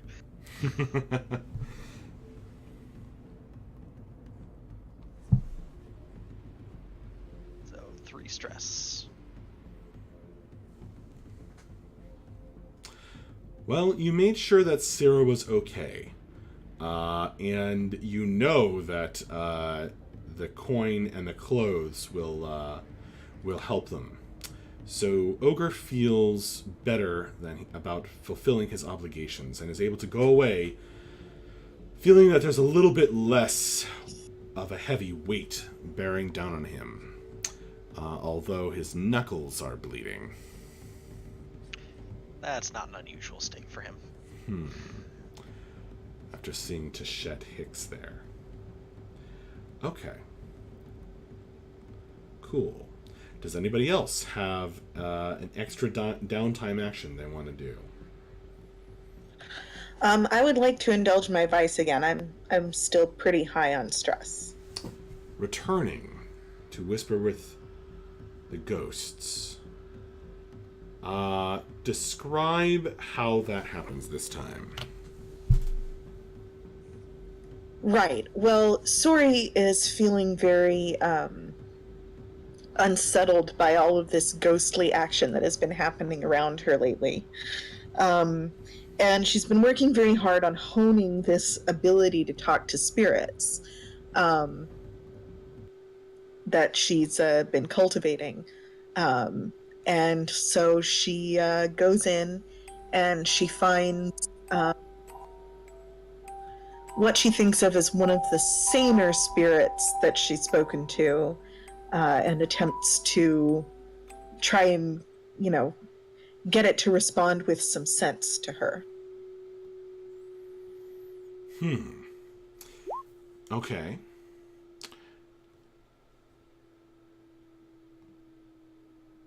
So she whispers with one of the ghosts that she's whispered with before. Why does it keep playing that same song? I don't know, but it's real creepy. Definitely. We'll stick with it. Or not, because it's just going to randomly pick another one. It hurt us. It's really weird how that's... Anyway. Don't mind me. Just odd things are... Oh. Got it. Alright. She whispers with a ghost.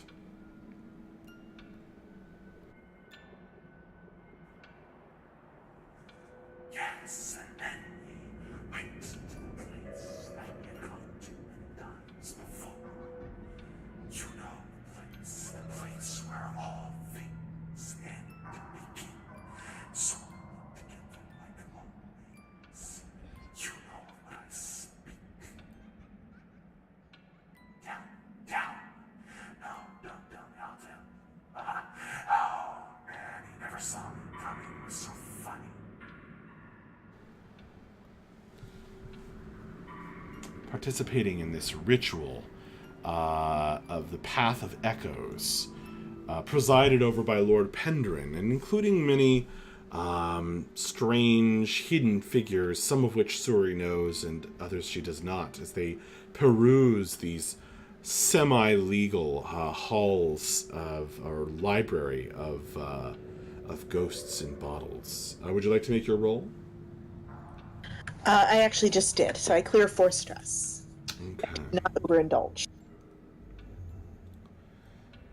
Sensing that she has connected with this ghost that makes a little bit more sense than some of the babbling mad ones, Suri withdraws her need for this somewhat satiated.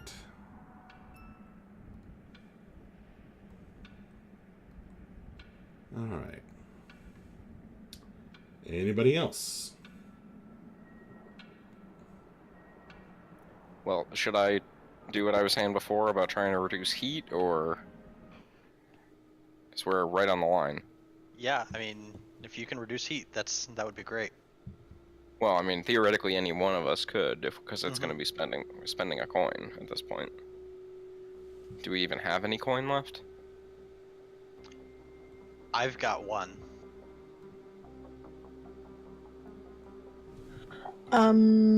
No, only my stash. Same. And we don't have any group heat. The group coin was, or there was only 1, and it was spent on moving the lair. Don't forget you can also spend rep. We don't have any rep. We just got up to strong. Cannot spend Hold. rep. You spent it on Yeah, we're something kind else. of stuck here. So maybe we roll with it and Yeah, I think we just see roll what with it. happens. We're- I mean, I we're could gonna spend out get of my one. stash. You can actually try to do a score to reduce heat. Don't forget. Interesting. I mean, is there a way? That feels So backwards. theoretically, some amount of heat. Sorry, what? What did you say, Corey?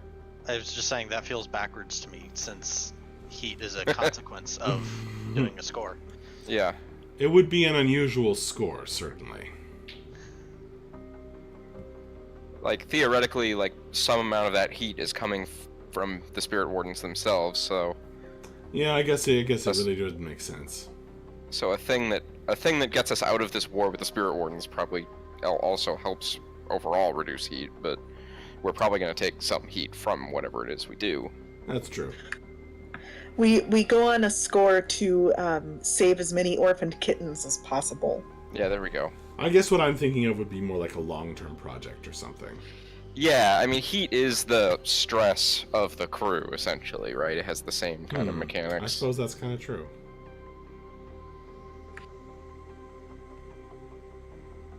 So, are you going to spend some coin to reduce heat then, Dredge? Well, I'd have to be spending it out of my stash. I don't have a particularly great idea of what I would do to reduce heat at the moment. I don't think it's worth it. I think we're gonna get wanted as a result of what's going on, no matter what. Yeah. So, What does wanted actually do? Is it that much worse than being at war with the spirit wardens?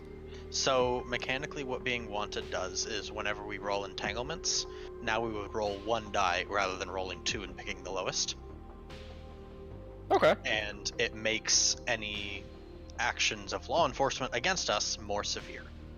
Sure. So, like when they choose to raid our hideout or those kinds of things, our wanted level plays into just how strong that Yeah. force is. So I would say our priority should be getting out of this war with the spirit wardens then. That's kind of my thought that's- as well. That's way worse than what wanted does. Yeah, I think I agree. So yeah, I'm good on downtown then. All right. Well, it's free play, so you guys can do non-downtime actions. You can do gather information type things to get into your next score. I will say that one useful thing you've picked up, and not to forget, is you know about this particular spirit warden who smacks of the sea because of one of the downtime action, or the downtime action that Wake took. So that's a potential asset, is that you can recognize a particular spirit warden now.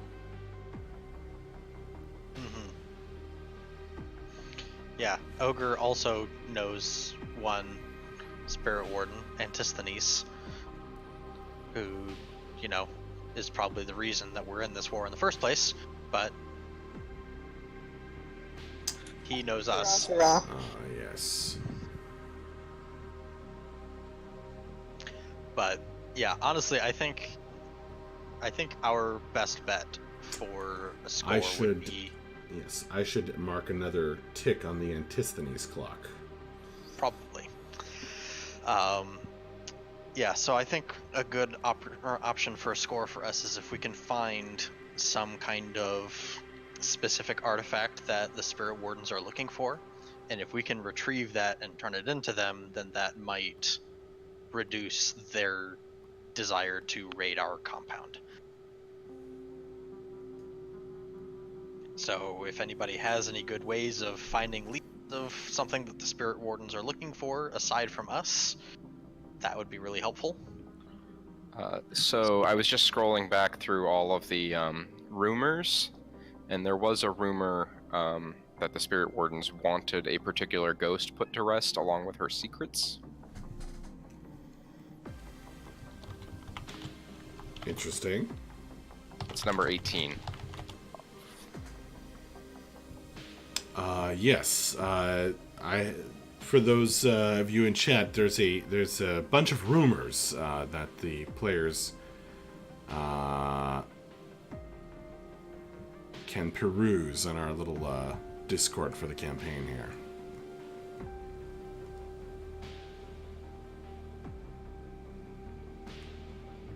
Number 17 is also potentially interesting. Someone was gathering evidence on a corrupt spirit warden, so if we turn in a corrupt spirit warden, that might also buy us some favor.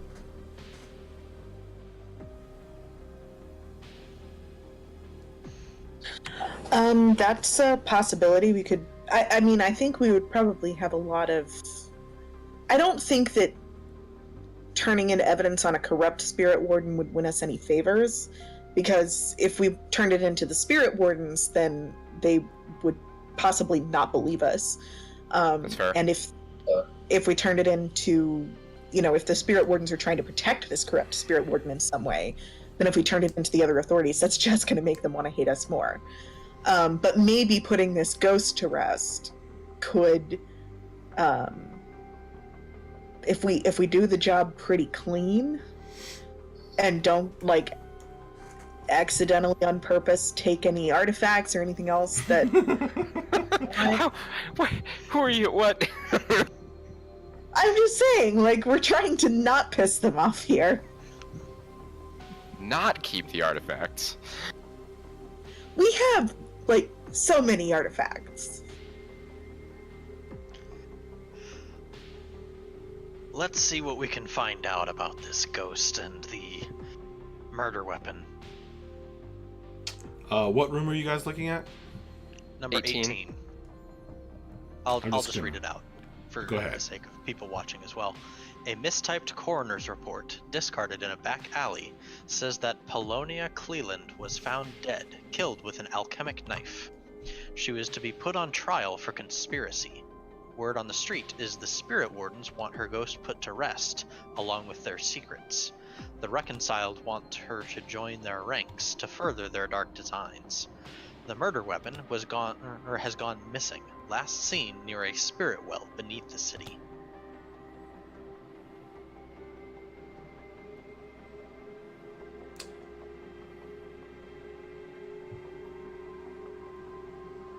That sounds good to me. Yeah. So what is a spirit well? I'm glad you asked.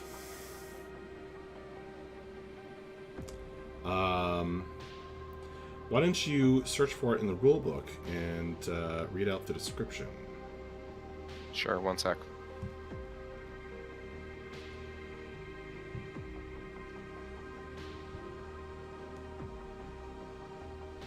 Okay, so a spirit well, the flavor text is, a spirit well draws ghosts and other things to its power, which you harness to aid your arts. And you get +1 die to attune rolls while on site. Is there another reference to it later on, or is that the one you meant? There is a rift in the veil of reality, ghosts and other supernatural congregate. In ancient myth, a spawning ground for demons. Yeah, the one I found was actually a turf upgrade for cults. Mm-hmm. So, it's a place where ghosts come together. And maybe spawn demons. Yep. So, great. So a cool place to visit. I mean, remember, boys, we're not stealing the artifacts. Got it. Yeah, see, you Stealing say the that whole now, well. but then we're gonna come to the end of the run, and we're gonna be asked the question: do we give the murder knife to the spirit warden and say,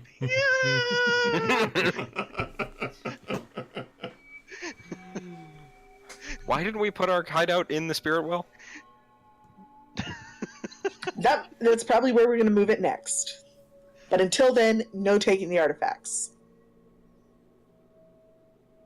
yeah, we'll see. So if this is a spirit well, perhaps we can build some sort of pump that would pump the spirits back to the lair.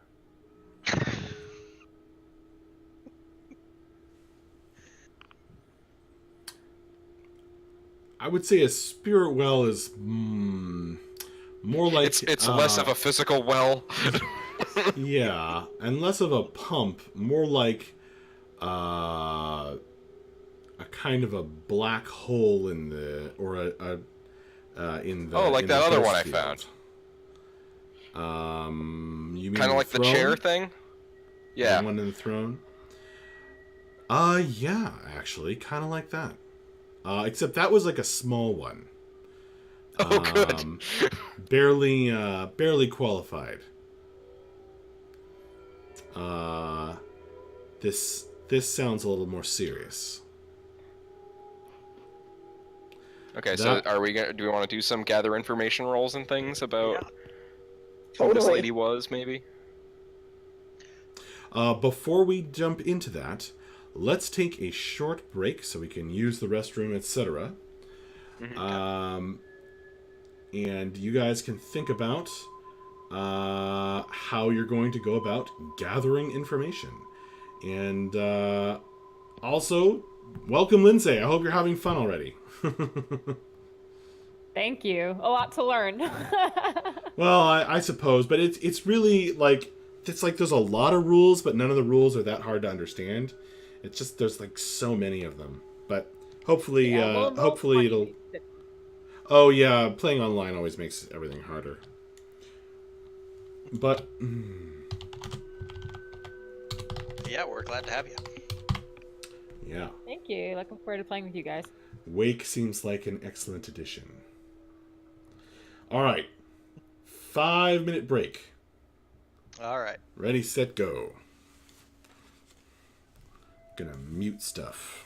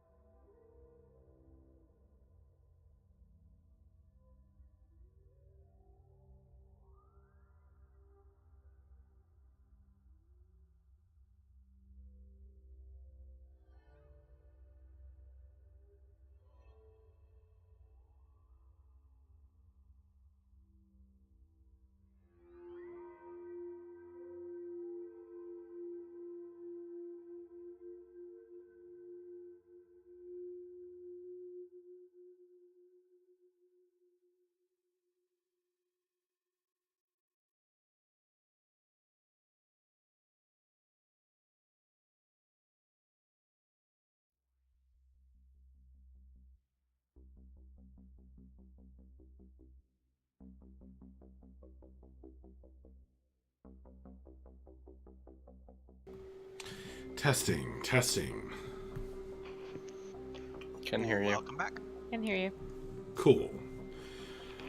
My wife Kate, player of Suri, had to take a little bit of an extra break to feed the hungry goblin that lives in our house and breaks our stuff. So we are going to continue, and she will rejoin in just a few minutes. So, how would you guys like to pursue some more information on this mistyped coroner's report, or this rumor? By the way, is my computer sound a little quieter? Not hearing your computer at all. Good. Yeah. So this seems like it has two parts, right? There's the a mistyped coroner's report. The mistyped part of that is like, does that mean they just messed it up and that's why they threw it away, or like?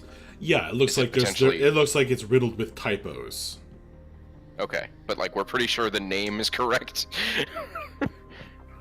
Before we go chasing a person that doesn't exist. Yeah, that would not be hard to verify. So she was about to be put to trial for conspiracy, so we can probably find out more about her somehow. But the second part, the murder weapon has gone missing, last seen near a spirit well beneath the city. That I assume we got from a different source. And I don't know if the spirit well is just a thing. Oh, down by the spirit well under the city. If that's just like a proper, like we know where that is kind of thing. No, not at all. Okay. That would be a dark and hidden. It's not just down by ye old spirit well. Exactly. Down by the spirit well, where the ghosts and demons play. Well, so just a context question. So when it says beneath the city, like, are there known pathways down beneath the city, or? Indeed, and the crew has used them before. And if Wake was unsure about it, she would soon find herself pretty at home, because there's a whole network of interconnected canals that run. Yeah, so the beneath canals, city. given the canals have water in them, like, is there an under the canal like place? Like, are there caves down there, or does this mean like in the canal somewhere? I suspect that there are tunnels that go far deep. Canals do. Yes. That aren't filled with water? Exactly. Probably, yeah. Okay. Because I think the canals all ultimately connect back to the sea, but the labyrinth. Sure, There's I'm some more very questioning, like, weird. It might drive a lesser man insane. The strange tides and water pressures that seem Right. to affect the canals and waterways beneath Duskfall. They don't really make sense. Right, so it's like there's a canal and then there's a cave under it that is bone dry. Exactly. Somehow. Well, maybe not bone dry, but probably yes, But not flooded. Yeah. And then there's there might be a canal under a canal. Of course. It's like the subway. Mm-hmm. And these tunnels under the city, or these spaces under the city, have we heard rumors about, like, if these are dangerous places? The whole city is a dangerous place. Like, The whole city is a dangerous place. So I'm assuming it's going to take something to safely navigate to whatever spirit well we're finding, correct? we are badasses, right? Mostly. Mostly is a good way of putting it.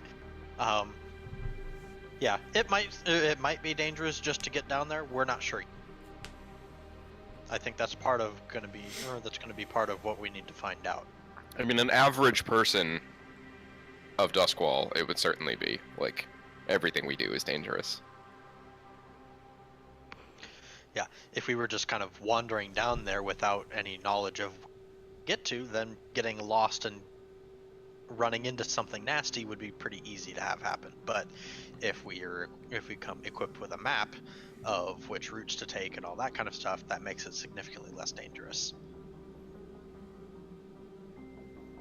Does anybody have any contacts that would be useful for finding out information about this kind of thing? Good thing all of our contacts are super happy with us right now. Well, they might Not be happy really. with us getting the spirit wardens off our back, and thus off of theirs. Yeah, I don't think Dredge is super keen to go asking Sitara for anything right now. I mean, I have Bazo, who I assume knows a little bit of everything. Well, we're But definitely also- gonna need a boat, so Yeah, While you're there. we're going to be checking in with him anyway. All right. Okay. So, At some point, I'll, Badger's gonna be like, "Take the boat. just keep it. Just keep it."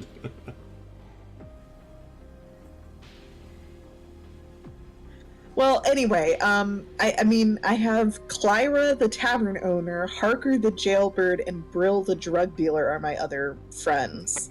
They all sound great. But you know, who are your friends? Judging the Yeah. Don't forget there are also NPCs you've met in the course of the game, and you could also, I mean, it's word on the street, so you could just say, "I go find, somebody who knows Well, something." Yeah, like I was kind of getting at like where did we get that information, because the obviously the other part was from some kind of note. Yeah, obviously, if you talk to a friend that you have a positive relationship with, it's more likely to be a safe encounter, and you might not even need to make a action roll. Whereas, random person, that gives me a little more opportunity to mess with you.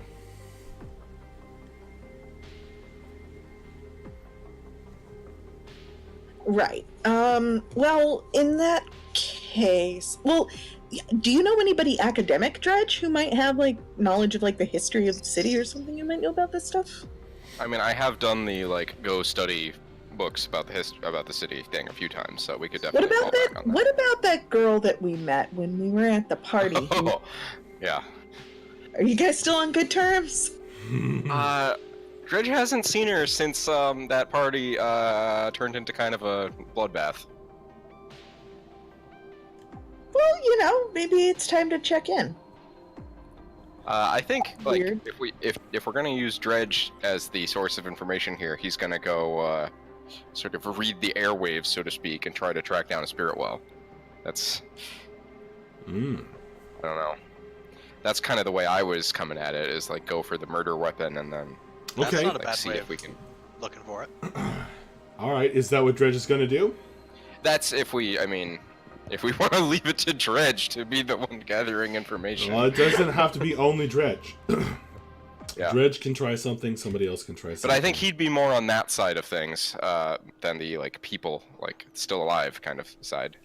So you guys are talking about this and reading the mistyped coroner's report. And Dredge gets something into his head, a bee in his bonnet, if you will. Via a manhole They cover. misspelled this word. Indeed. He focuses in on that. The misspelled word about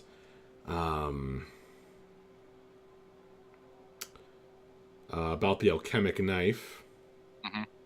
It's spelled with like a K or something. Right. Alchemic. Like, he's like, that's just silly. And he heads down into the sewers via a manhole cover that's been popped up by some He hooligans. just walks out of the room and down into the sewer. Well, I don't know. That does sound kind of like Dredge, doesn't it? Yeah, no, it's fine. It's go on. And into the deep, deep dark that lies below.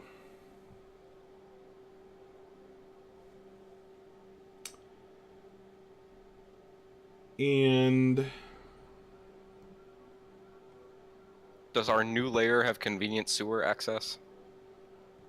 are you deciding right now that it does? I don't know. I used my points on the ghost stairs. Mhm. I think that that's something that we can add. Seems okay to me. I have no issue with it. So way down. There's like one last like broken like cistern or something that you go down into when you're in the sewers. Okay. There's a Like broken down, cistern. like in the middle of where this ruined stairwell is. There's also like a ruined cistern, and you go down into the cistern, and it connects into the sewers. Maybe when the cistern broke is when they abandoned the office building. Mm-hmm. Once a burgomaster's and money-changing office. They stopped their counting. And like florists, don't forget the florists. Hmm. Well, the source of the mysterious flower scent has not yet been discovered. But you have set up your same table, because I'm not redoing this.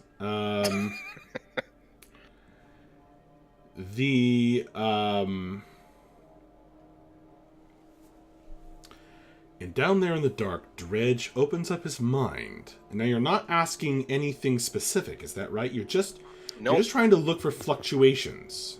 Kind of like, you know, like you would use a compass.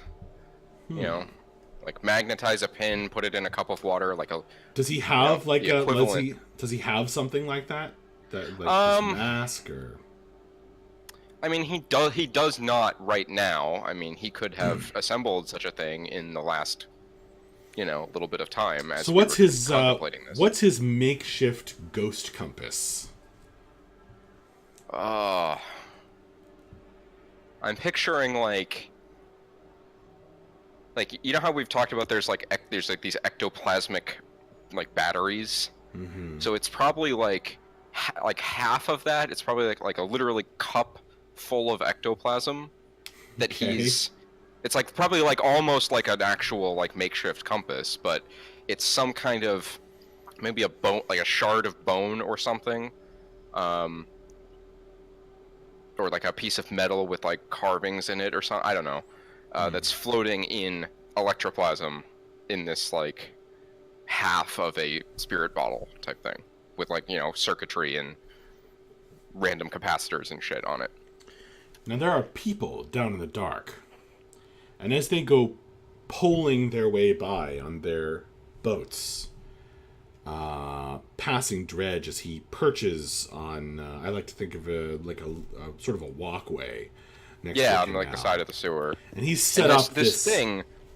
This thing is probably glowing. It's like he's holding a flashlight under his face, or Right. under his mask even. And he's got this like hand-sized glowing device that he's staring at.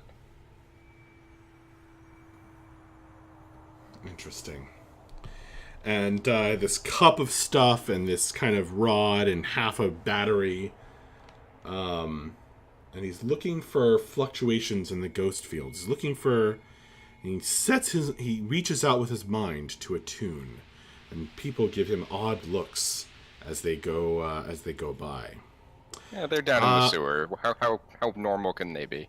Go ahead and make a fortune roll to see how much information he can glean. This will be based on your attune, of course. Okay. Can Ogre assist by being the practical one here and actually, like, helping him to lay a trail? Places that he's going Like you and stuff to make followed sure- him out as he just wandered out the door into the sewer. So you set Ogre up with some wire, and he kind of spools it out to kind of increase the area in which you are able to. So we're detect laying these very faint- down like a giant antenna, essentially. essentially like a net, Giant sewer like a antenna. radio antenna. And it doubles as making sure you know your way back. Coming at you live from the sewers under Duskfall. So this is gonna stress you out a little bit. Okay, so and so I've got that's 3 the dice. stress cost for Ogre. I've got 3 dice from Attune and then 1 from Ogre. Is that right? I'm sorry, Ogre. Are you actually assisting, Yes. or you? Okay, you want to actually add a die to his fortune roll. Yes. Does that work? I think in this case it's too interesting to not allow. Okay. Okay. Yeah, I'm sure he's Technically, no. very stressed out. Like, he doesn't like any part of this. Technically, well, I mean, if this were like a controlled action roll, is how that would be. Okay, we'll make it that. We'll make it an action roll instead of a fortune roll. So that's going to be a controlled. It's going to be a controlled action roll, with we'll say standard effect. Well, in that case, I'm forced to ask about Devil's Bargains. Oh, we just lost Suri. Possibly an incident with the goblin that lives in our house. An incident. I don't know. She said she's briefly on her phone restarting her computer. Oh, okay. Thank you. This is in Discord in general. Yeah, I can only have so many windows open. Yeah.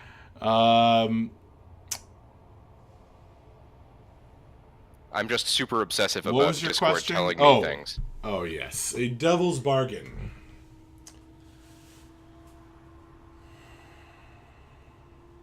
A devil's bargain. Well, I did just drop a ghost image on the table. So, all of this stuff might be aided if there was something with more of a connection to the spirit well around. Mm-hmm. Sure. But of course, that might also be inconvenient. I'll take that. Dredge certainly loves ghosts. A ghost wanders by and gets caught in your antenna. Oh my god. Critical. Wow. That's what happens when you roll 5 dice. Okay. I know where the spirit well is. I know how it works. So, Dredge, you're reaching out with your mind. Mm-hmm.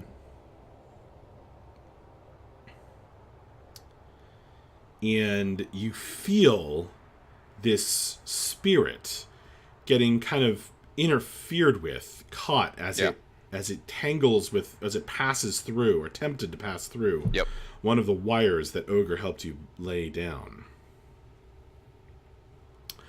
And you're able to reach out with your spirit. Now, you're actually far away from the ghost, so critical success. You're not actually going to get hit by its supernatural fear. But you can feel it struggling like a spider at the center of a web. Yes. And you're able to actually trace back the path of the ghost as it floated up from below. Oh, okay. As it floated up from below. And not only are you getting the telltale swirl of ectoplasm in your cup, that means there's a spirit well in a particular direction. But you can actually trace the path that this ghost took through the canals, the black canals beneath the city, as it left the spirit well. So I have like a lot, essentially a vector to point me in the right direction. Uh-huh. Awesome. And you're able to pinpoint the spirit well quite precisely using that. Now, this ghost that I have become aware of, would it be possible to compel it? That would probably be that would probably involve another downtime action. Well, compel is a ability of Dredge's. I It's one of his understand. special abilities. But you'd have to go chase down the ghost, because again, you're not. Wait, so physically he's not to close it. enough. Yeah. Yeah. Okay. That's all I want to know. Okay. Cool. So you certainly got that piece of information. What else will you know? I mean, this is a critical hit. This is a critical... Oh, do we have theme music for Dredge yet? Not I yet. don't remember. All right, send me a file with a theme song, and I'll play it. I feel when like we get I a had critical. thought of it, and then we ran up against the not actually having MP3s for anything anymore problem. But I will. Well, I'll try to remember. If you manage to find one, I'll try to remember what it was.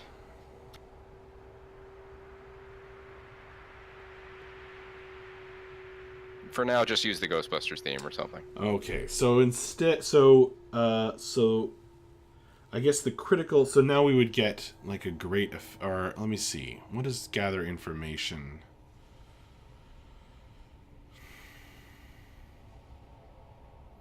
Say.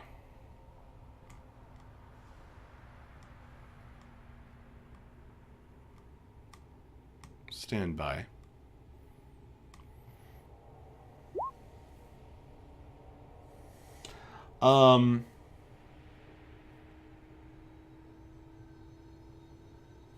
From the struggling of this ghost, it's kind of a lucky thing. Or maybe not luck, maybe it's Dredge's skill. But he's able to logic out that something strange has happened to this ghost. It's been damaged in some way. Its essence has been cut. Huh. And not by my wacky web that I Oh played. no, it's going to get stuck there for a second and then it's going to pass on through. Okay, but there's something else that was already essentially damaged. Yeah, the way it like struggled and moved, you were like, this spirit has been damaged, not the person that the ghost, emerged from.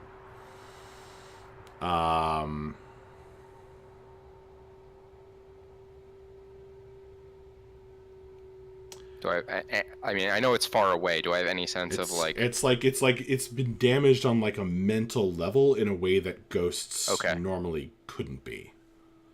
So it's not like it's been like ectoplasmically damaged or something. It's more of a spirit level Yeah. thing, like our pinched psyches. Yeah, if a psyche could be cut, like precisely. Oh, interesting. This is something you'd never normally be able to tell. But you're beginning to get the sense of what an alchemic knife is capable of. Yeah. Okay, that's what I was gonna ask. Very interesting. So Now, there I might will. be. Yeah, go ahead. I will unplug my compass, I guess. Mm-hmm. Take the battery out or whatever, and which immediately plunges both of us into complete darkness, I assume. And I'll say, we have what we needed. Great. Could you turn the light back on? No.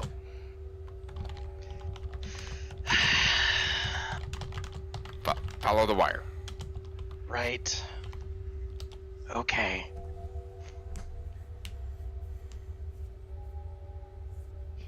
So you spool it up and you guys return to the lair and report your findings. So now everyone knows that you have a path, or you know how to get to the spirit well, if that's what you want to do, and you know something about a better sense of what an alchemic knife is capable of.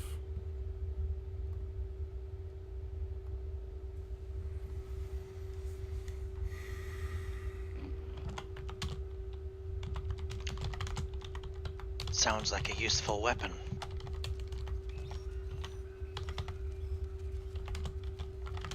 associated with a particular profession or faction, like the Spirit Wardens? Sorry, say that again? Do we know if an alchemic knife is associated with a particular faction or profession? You've never heard of it before. Okay. It was just listed in this coroner's report as the murder weapon.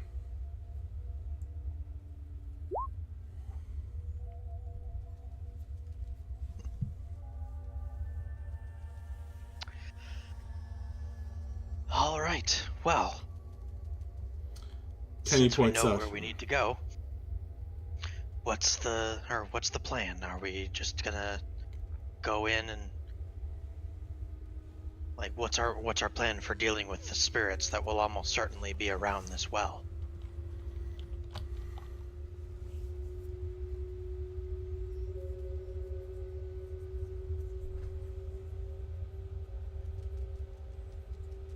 Do you guys want to I'm gather? sure I can. Yeah, go ahead. I was just gonna say I'm sure I can fight a few off at a time, but if this thing's majorly active, then I'll only be able to do so much.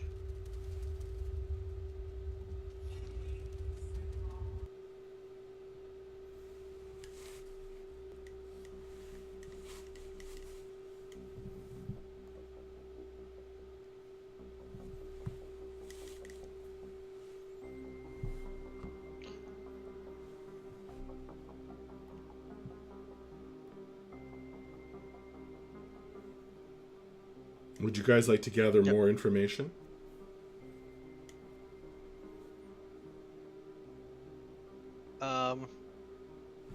Yeah, I think so. Okay.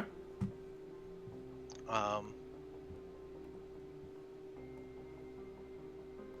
guess Ogre, you know what? Ogre will probably kind of come to the conclusion that if there are two different factions that are after this ghost, then there's probably someone who was after her when she was alive. And if anyone would know who that is, it's probably Grace. So he's Indeed. going to go and have a chat with her and see if she knows anything about this woman. All right. What do we know about Grace? She is an extortionist by trade. So if anybody's got dirt on anybody, it's probably her. And she knows how to blackmail people. Oh, I have the perfect thing for this. Great. Oh, so I've been muted again, haven't I? Well, we haven't Yes. heard you say anything. Cool. I've been talking a bunch. Oh, I was like, I why thought. aren't you listening. I was like, okay, Ogre's like, so how are we gonna deal with the ghosts? And there was dead silence from Greg. I said a whole bunch of stuff in response. Lindsay can Did not attest to get this. a word of it. All right. Do This you want fucking to, button on my headphones, like, is so sensitive. you want to try okay. say it again? Well, so Dredge was explaining, was trying to explain, off in some corner of the warehouse, apparently, where he couldn't be heard. Not the warehouse, sorry, the new office building, which has terrible Yes. acoustics. It does. He was explaining that he has a lightning rod thing for ghosts and can trap them. And so that's one way we might deal with them. But he's also aware that you're able to punch them. But no. Also, I that was trying to say if what's her face, the lady, if she was on trial for conspiracy, she theoretically had conspirators that we might be able to track down. That's a good point. Yeah, which is why I wish you could all hear it. I felt really proud of that one, and then you guys weren't reacting. I was like, oh. Well, Is a good point. Might be something that to might be ask something Grace you about. could ask Grace about too. Yeah. Yeah. Yeah. Getting back to the question of how we deal with our ghost friends, I do have these little beauties, and she put some ammunition down on the Oh, table, yeah. some bandoliers. She has electroplasmic ammunition Yeah. specifically for dealing with ghosts. I forgot about that. That's something hounds just have. That's Funky. pretty awesome. So our ghost problem is not so bad. She can just shoot them. It's cool. That is cool. Mm-hmm. For sure. I like I'm imagining the sound of her plonking down this bandolier and these like weird like capsule bullets, but that yeah, like with have like this a bunch glowing of glowing shit. Yeah. faces inside them. I'm picturing, in the first Hellboy, he's got Yeah. the bullets that have like holy water and shit in Yeah, them. yeah, it's just like holy Yeah. water and silver and a bunch of random crap. That's awesome. So she plonks that down. You guys are like, okay. And then Ogre is going to head out and talk to Grace. Isn't that right? I think so. Grace the Extortionist.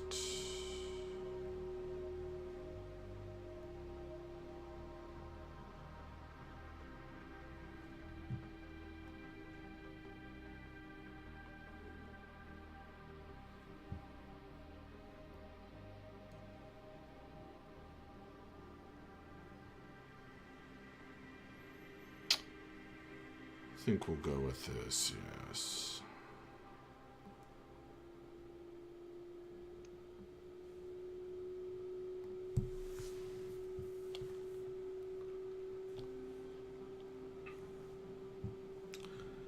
Now, Grace used to be kind of a nobody. But she's built herself up through extortion. And her own little criminal activities.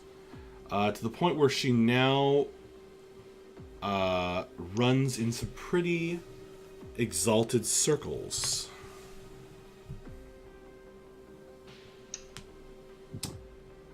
And, right, I can do this.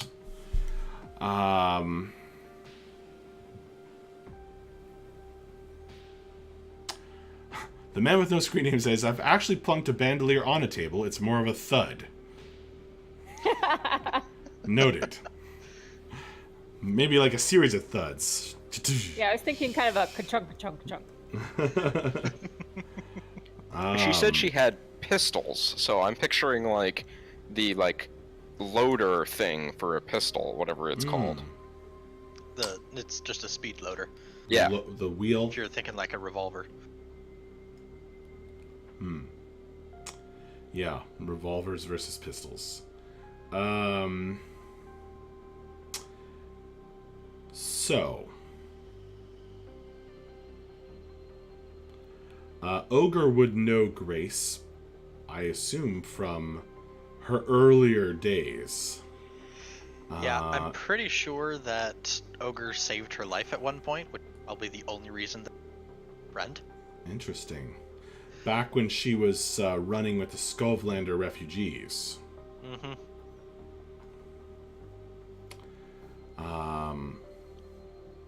But whereas she kind of moved on to different circles, Ogre is still kind of a strong man. Yep.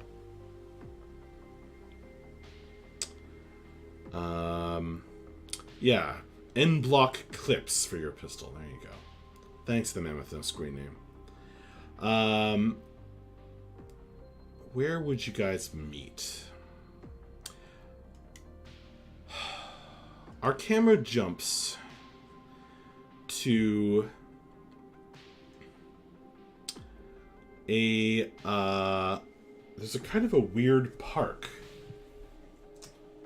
in the middle of Duskville, the eternally dark city. Now, when you say a weird park, Yeah, Is it crazy weird? kind of. like, is it weird that there's a park, or is the park weird? Yes.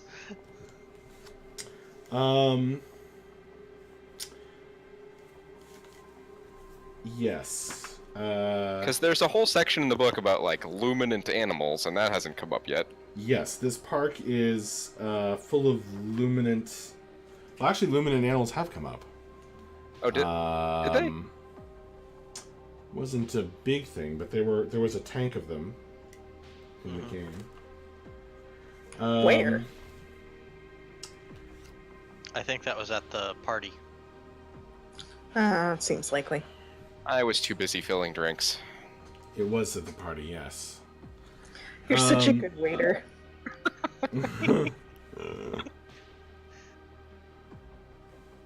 So she meets you in Charter Hall in Giant Park, and the two of you are walking behind, staying well clear of the fences that surround these crazy growing trees that are able to survive without sunlight or radiant energy from luminant animals.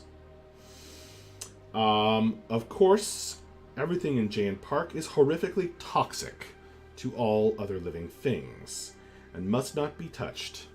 But the park is over 100 years old and lit by electric lights, kind of in string lights, like wedding string lights going off in rows in all directions.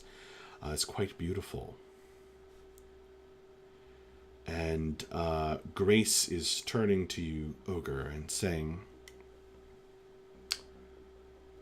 "A pleasant walk, isn't it?" I've always appreciated this park. A little bit of beauty mixed with a little bit of danger. Yes, much like some folk I know. I have always loved Giant Park. I wish there were more like it.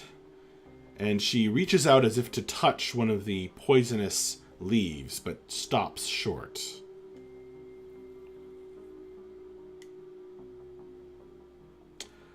I'm always fascinated, she muses. I'm always fascinated by things that are forbidden.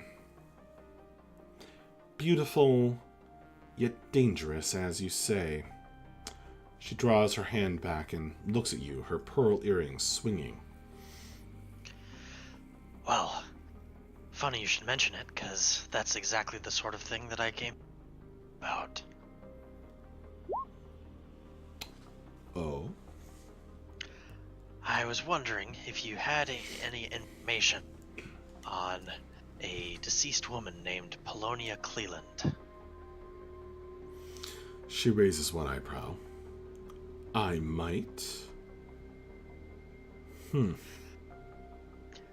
I know that the Spirit Wardens have been giving you some trouble, and I know that it's mostly our fault. We're working on taking some steps to fix that situation, and her ghost is part of that. Yes, it has been interfering with business. So what kind of angle is Ogre going for? He's just trying to sway her into giving him all the information she has? I feel like this is more of consort of, like, you know, he's kind of playing into their friendships, their mutual interests, those kinds of things, more than trying to persuade her. Gotcha. If that makes sense. Well, make a controlled consort roll. Okay. With standard effect.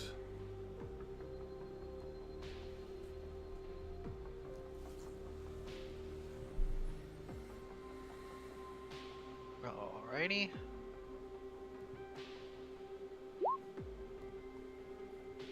Hey, a 5.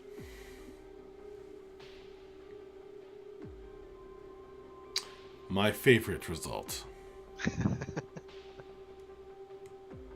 Always the best thing you can roll. Or most interesting thing you can roll, I should say.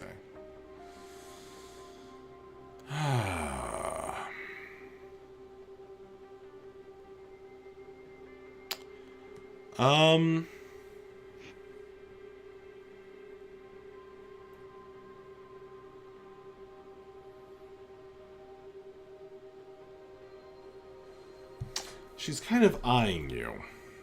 And you're getting the sense that she's making a calculation of some kind.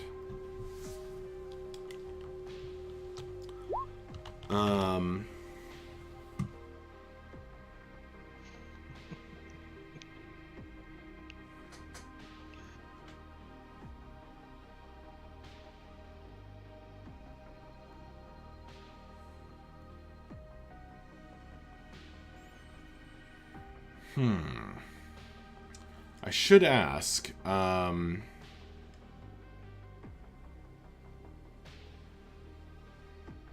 what's your guys' preferred hunting ground? So the two that we excel at are burglary and sabotage. What was the first one? Burglary. Okay, doesn't seem like you're doing either of those. Not particularly. Unless the knife is in someone's hands, but I don't think that's the case. Or if we need to wreck up that spirit well.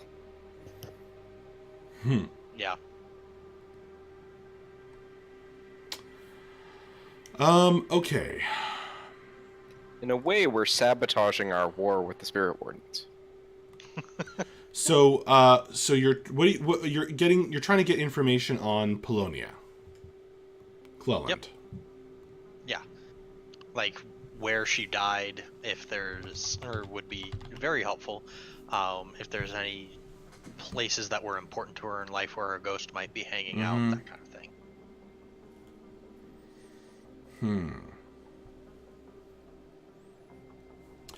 She says,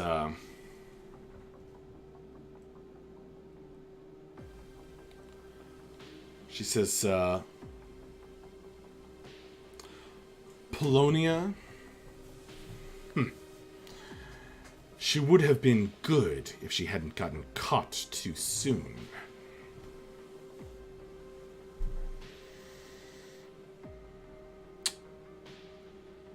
I'm sure her obsession with, what did she call it?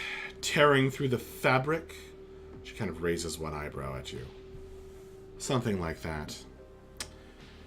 If not for her obsession with tearing through the fabric, or whatever it was, she would have made a very good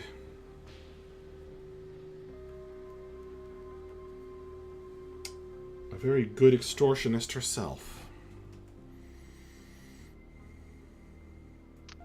Interesting.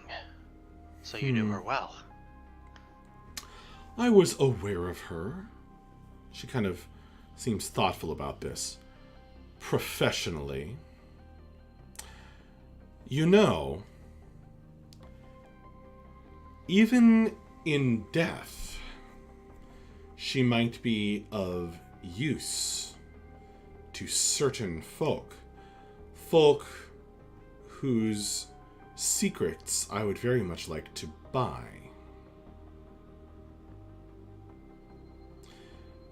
If you can give me a cut of, if you can cut me in on the deal, I can certainly hook you up with these entities.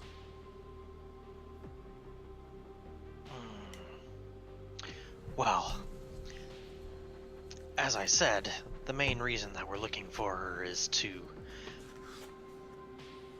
help out the spirit wardens and get them off of our trail.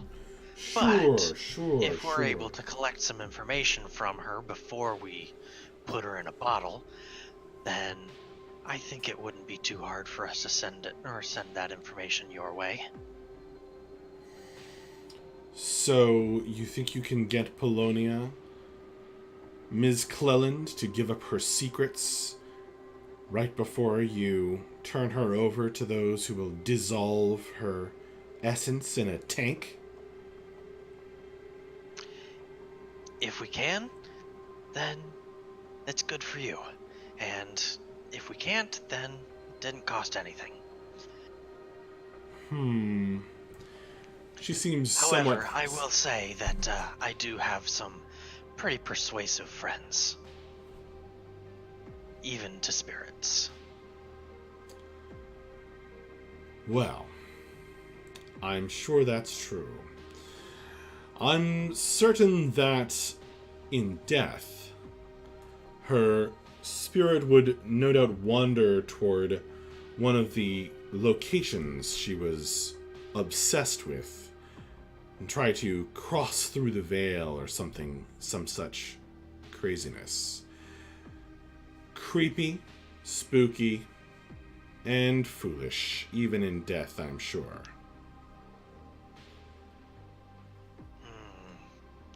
So I'm guessing the spirit well would be pretty high on her list.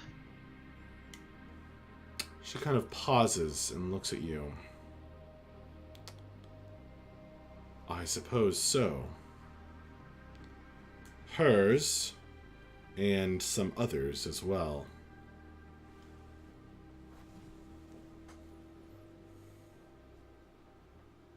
Tell me about these others.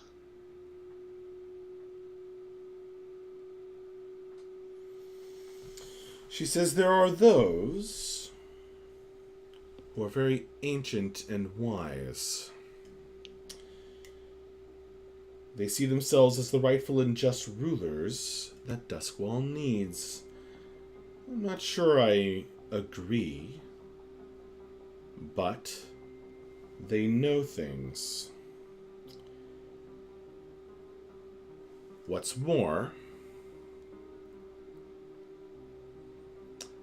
they take an interest in folk who can do things, manipulate things that could not otherwise be touched.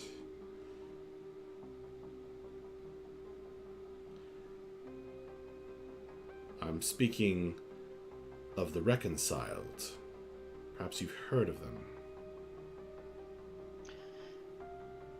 In passing, how large of a group is this?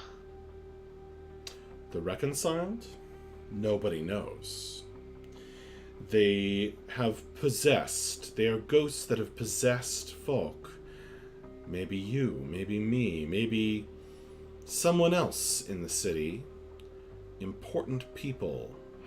And these ghosts seek to take control of the city. They, no doubt, want the secrets of the alchemic knife that Polonia discovered. I know not from whom she extorted the secret, nor how the thing was made, but whatever it was, or whoever, they seem to have turned on her, since she was apparently slain by the very knife itself. So it would seem.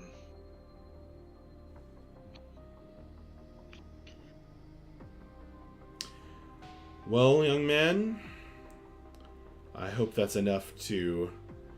that's enough for now, as we seem to have reached the end of our walk. She gestures toward the opposite side of Jayan Park that you guys are now approaching. As always, Grace, you have been most helpful. She says, I look forward to another walk another day, young man. And say hello to that pretty wife and daughter of yours. Yeah, I'll do that. She's already walking away. Okay.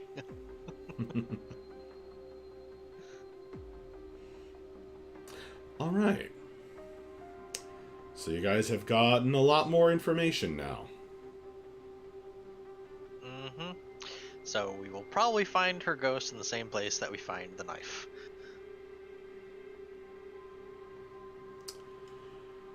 Sounds like a good bet to me. But who So you- killed her? Mm.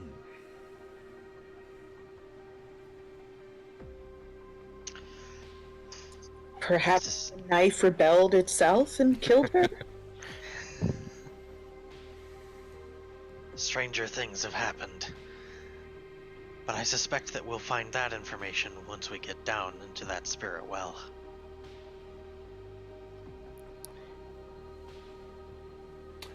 So Yeah. it's 8:50 here. So So my only would you guys like to choose your approach, or are you going to want to gather more information first? do Suri or Wake want to do some gathering, or I could try to gather information. I'm just asking if you want to. I think we have a good chunk. I mean, I think we know where we're going. Yeah. Mm-hmm. Yeah.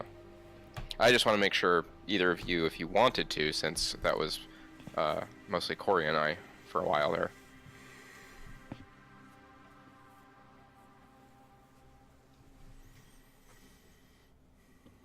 No? I don't know specifically what I would be looking for. Okay. I mean, I think the only other missing piece of information we have is the actual conspiracy she was involved in, right? Like, Sure. Well, Yeah. the conspiracy may be a trumped up charge to like get their hands on the knife or something. Yeah, I It mean, it seems like the definitely knife is sounds pretty like central. the knife is central, yeah. Well, don't forget she had to blackmail somebody to Right. get the secret of its making. Mm-hmm. But Grace did not reveal if she knows who that someone was, Yeah. or she claimed to not know. So the Spirit Wardens presumably want the knife destroyed and the secret of how to make it as well, so... I That's think they would something- rather have the knife intact. Well, sure, but I think the along with her secrets part is probably referring to Yeah. either the construction or use of the knife. Yeah, I mean, I think our ideal goal is that we want to get her spirit in a bottle and get the knife and give them both to the Spirit Wardens to basically say, here's something that you guys want, please leave us alone now. All right. Well, And we look, should didn't even make a note. copy of the knife. We should make a note of that, either in Discord or in chat here, and then we should do experience. So we'll pick Okay. our approach and everything next time. Do the Yeah. engagement roll next time. Mm-hmm. Okay. So let's go. So let's make a note of what you guys were just saying, that you have decided on what the score is about, and let's go from left to right on experience, starting with Dredge. Oh, okay. Do you want to do the crew first, or Okay, let's do the crew first. okay? Okay, that's fine. Alright. So, first trigger is execute a successful espionage, sabotage, theft action. We've Nah. not really done that yet. Not yet. Contend with challenges above your current station. I mean, we did just try to hide our hideout from the Spirit Wardens, and they immediately found it again. Indeed. Yes, I would. I'll give you one for that. Yeah, totally. Okay. The ongoing war with the Spirit Wardens is going to keep triggering that until you resolve it, probably. Yeah. Bolster your crew's reputation or develop a new one. We have a ghost door into our new hideout. That's true. Ghost stairs, technically. And when we were looking for new people, we found someone who has a ghost. and True. True. I would say you bolstered your weird reputation. Okay. Express the goals, drives, inner conflict, or essential nature of the.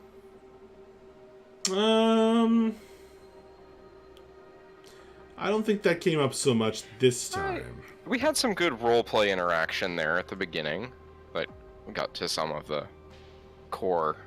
We did, but the role playing will probably apply XP to each of you individually rather than the crew. Oh, sure. Yeah, I feel like that was more about each of our individual reactions to Wake rather than kind of the crew as a whole, which I think we'll get more of once we get into the score. Sure. All right, so that's good for crew XP. Okay, well, that bought me enough time to finish what I was writing in chat, so. Oh, thank you. For I next don't know if week, there's more. Are there Going more after- details? Ghost of Lady from Room 19, her alchemic knife, where the spirit will is, and strongly suspect when nearby. Yeah, no, it's just Ogre said what the goal was, which was to get the spirit and the knife, or get the ghost and the knife. Well, Ogre can write that while I'm doing XP triggers. Let's do it. So, Dredge. I didn't. Didn't have any desperate actions. Dressed a challenge with knowledge or arcane power. Finding the spirit well was a pretty Yep, big one there. Take one for that. I don't think there were any other real challenges that. I mean, we moved the hideout, and I Yeah, definitely. but it wasn't even a roll. I mean, it's just Okay, sure. you're Yeah, like this is narratively how Dredge does it. I mean, Yep. it was important, but also like that played into the crew Sure. XP actually. Expressed your beliefs, drives, heritage, or background. Not especially strongly. I think that's going to come up a lot next time, isn't it? With the Yeah. new Vice. Struggled with issues from your vice or traumas during the session. I mean, he was pretty reckless about just wandering into the sewers. I was not even aware that Ogre has accompanied me until Ogre decided he had accompanied me. All right, take one for that. Thank you.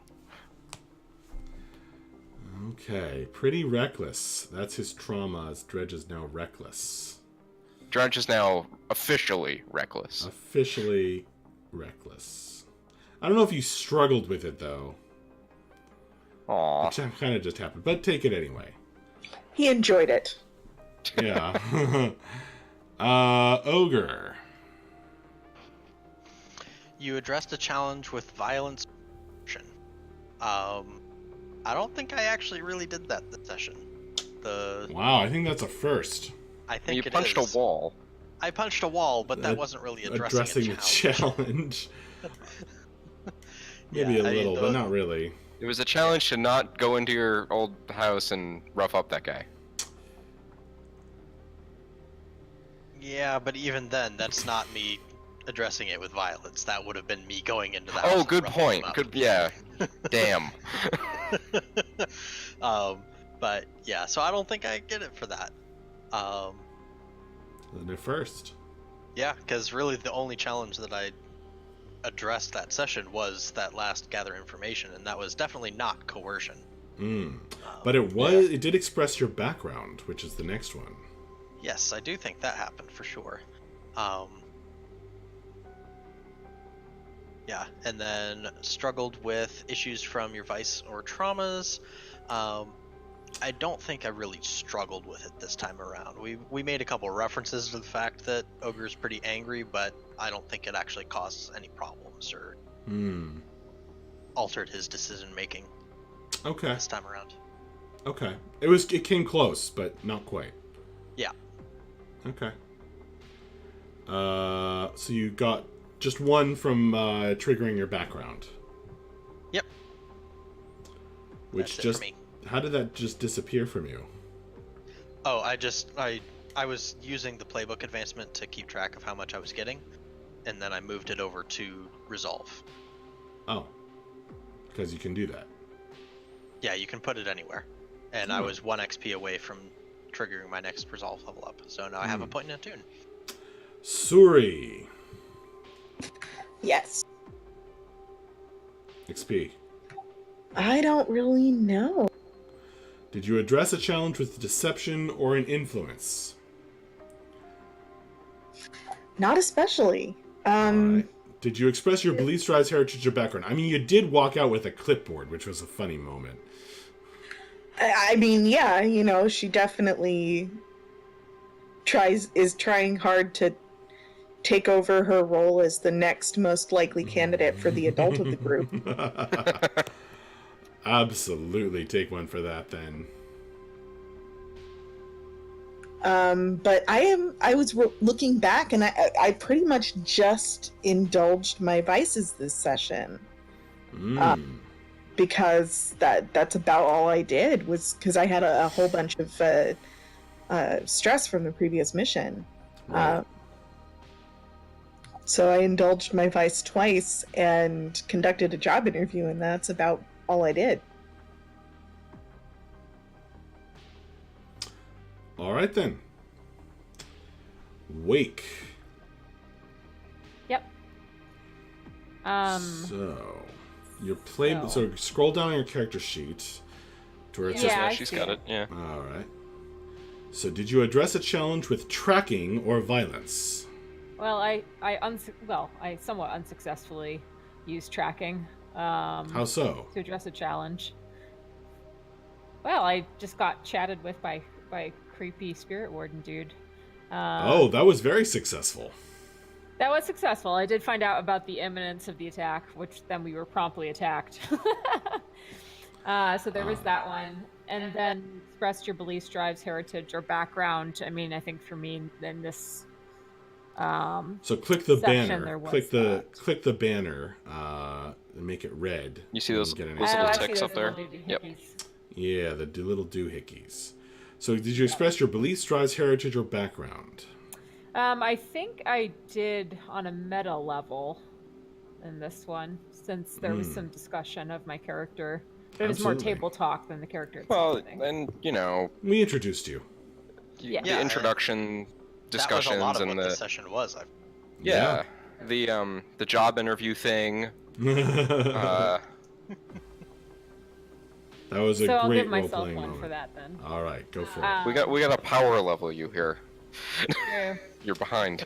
And I did not struggle with issues from my vice or traumas. Fortunately, in this game, like, there's not like a really big like level difference thing. No, I know. I'm joking. It's it's fun, and you know you do get slightly more powerful, but it's really more of a horizontal progression. Yeah. I'm really excited for when we actually get into the score and Dredge can use this new special ability that he got. Right, and we didn't have issues from your vice or traumas, did we, Wake? Nope. All right, well that's it for XP then. Can we all take a moment to enjoy that her triggers are tracking or violence? That's pretty amazing. It's like the spectrum between those two things. I think it means hunting you down and attacking you. Yeah, I Pretty much. Sure. And Max, I sent you pictures for my vice and for my Oh. friend. Awesome. Do you have a credit for the artist so I can put that up on here? Yeah, I sent you a picture of if we didn't already have one for Dredge's Vice Purveyor as well. Awesome. Very cool. I will put those into our into the Vice Purveyors page, which is this page. I need to clean this page up a bit because it still has Echo stuff on it and such. Yeah, and it's got Niall on it too. Oh yeah, No, Niall's does it- not your friend anymore. Does We it need need to to deal with be that a picture at of some your point. vice purveyor, or can it be what happens if your vice isn't satiated? It's all fun flavor for the board. So. Yeah, it's fun flavor, really. Okay. The picture in the upper just- right now is Night Market, I think. Yeah, I need to do a reverse image search on all of these and get the Yeah. artist's name. All right. Well, that was a fun session, guys. Well played. Yeah. We're gonna turn this off now. And thank you, those of you who joined us in Twitch chat. It's pretty late here, so we're gonna be turning this off. Join me tomorrow. I'll probably be streaming my D&D game as opposed to my Blades in the Dark game, which is what this is. And thank you, Matt, Corey, Kate, and Lindsay. Oh, thank you. Good night. Yeah, it's been lots of Thank fun. you guys. Yep. All Bye. right. Good night, everyone. See you next week. We're going to turn off the stream.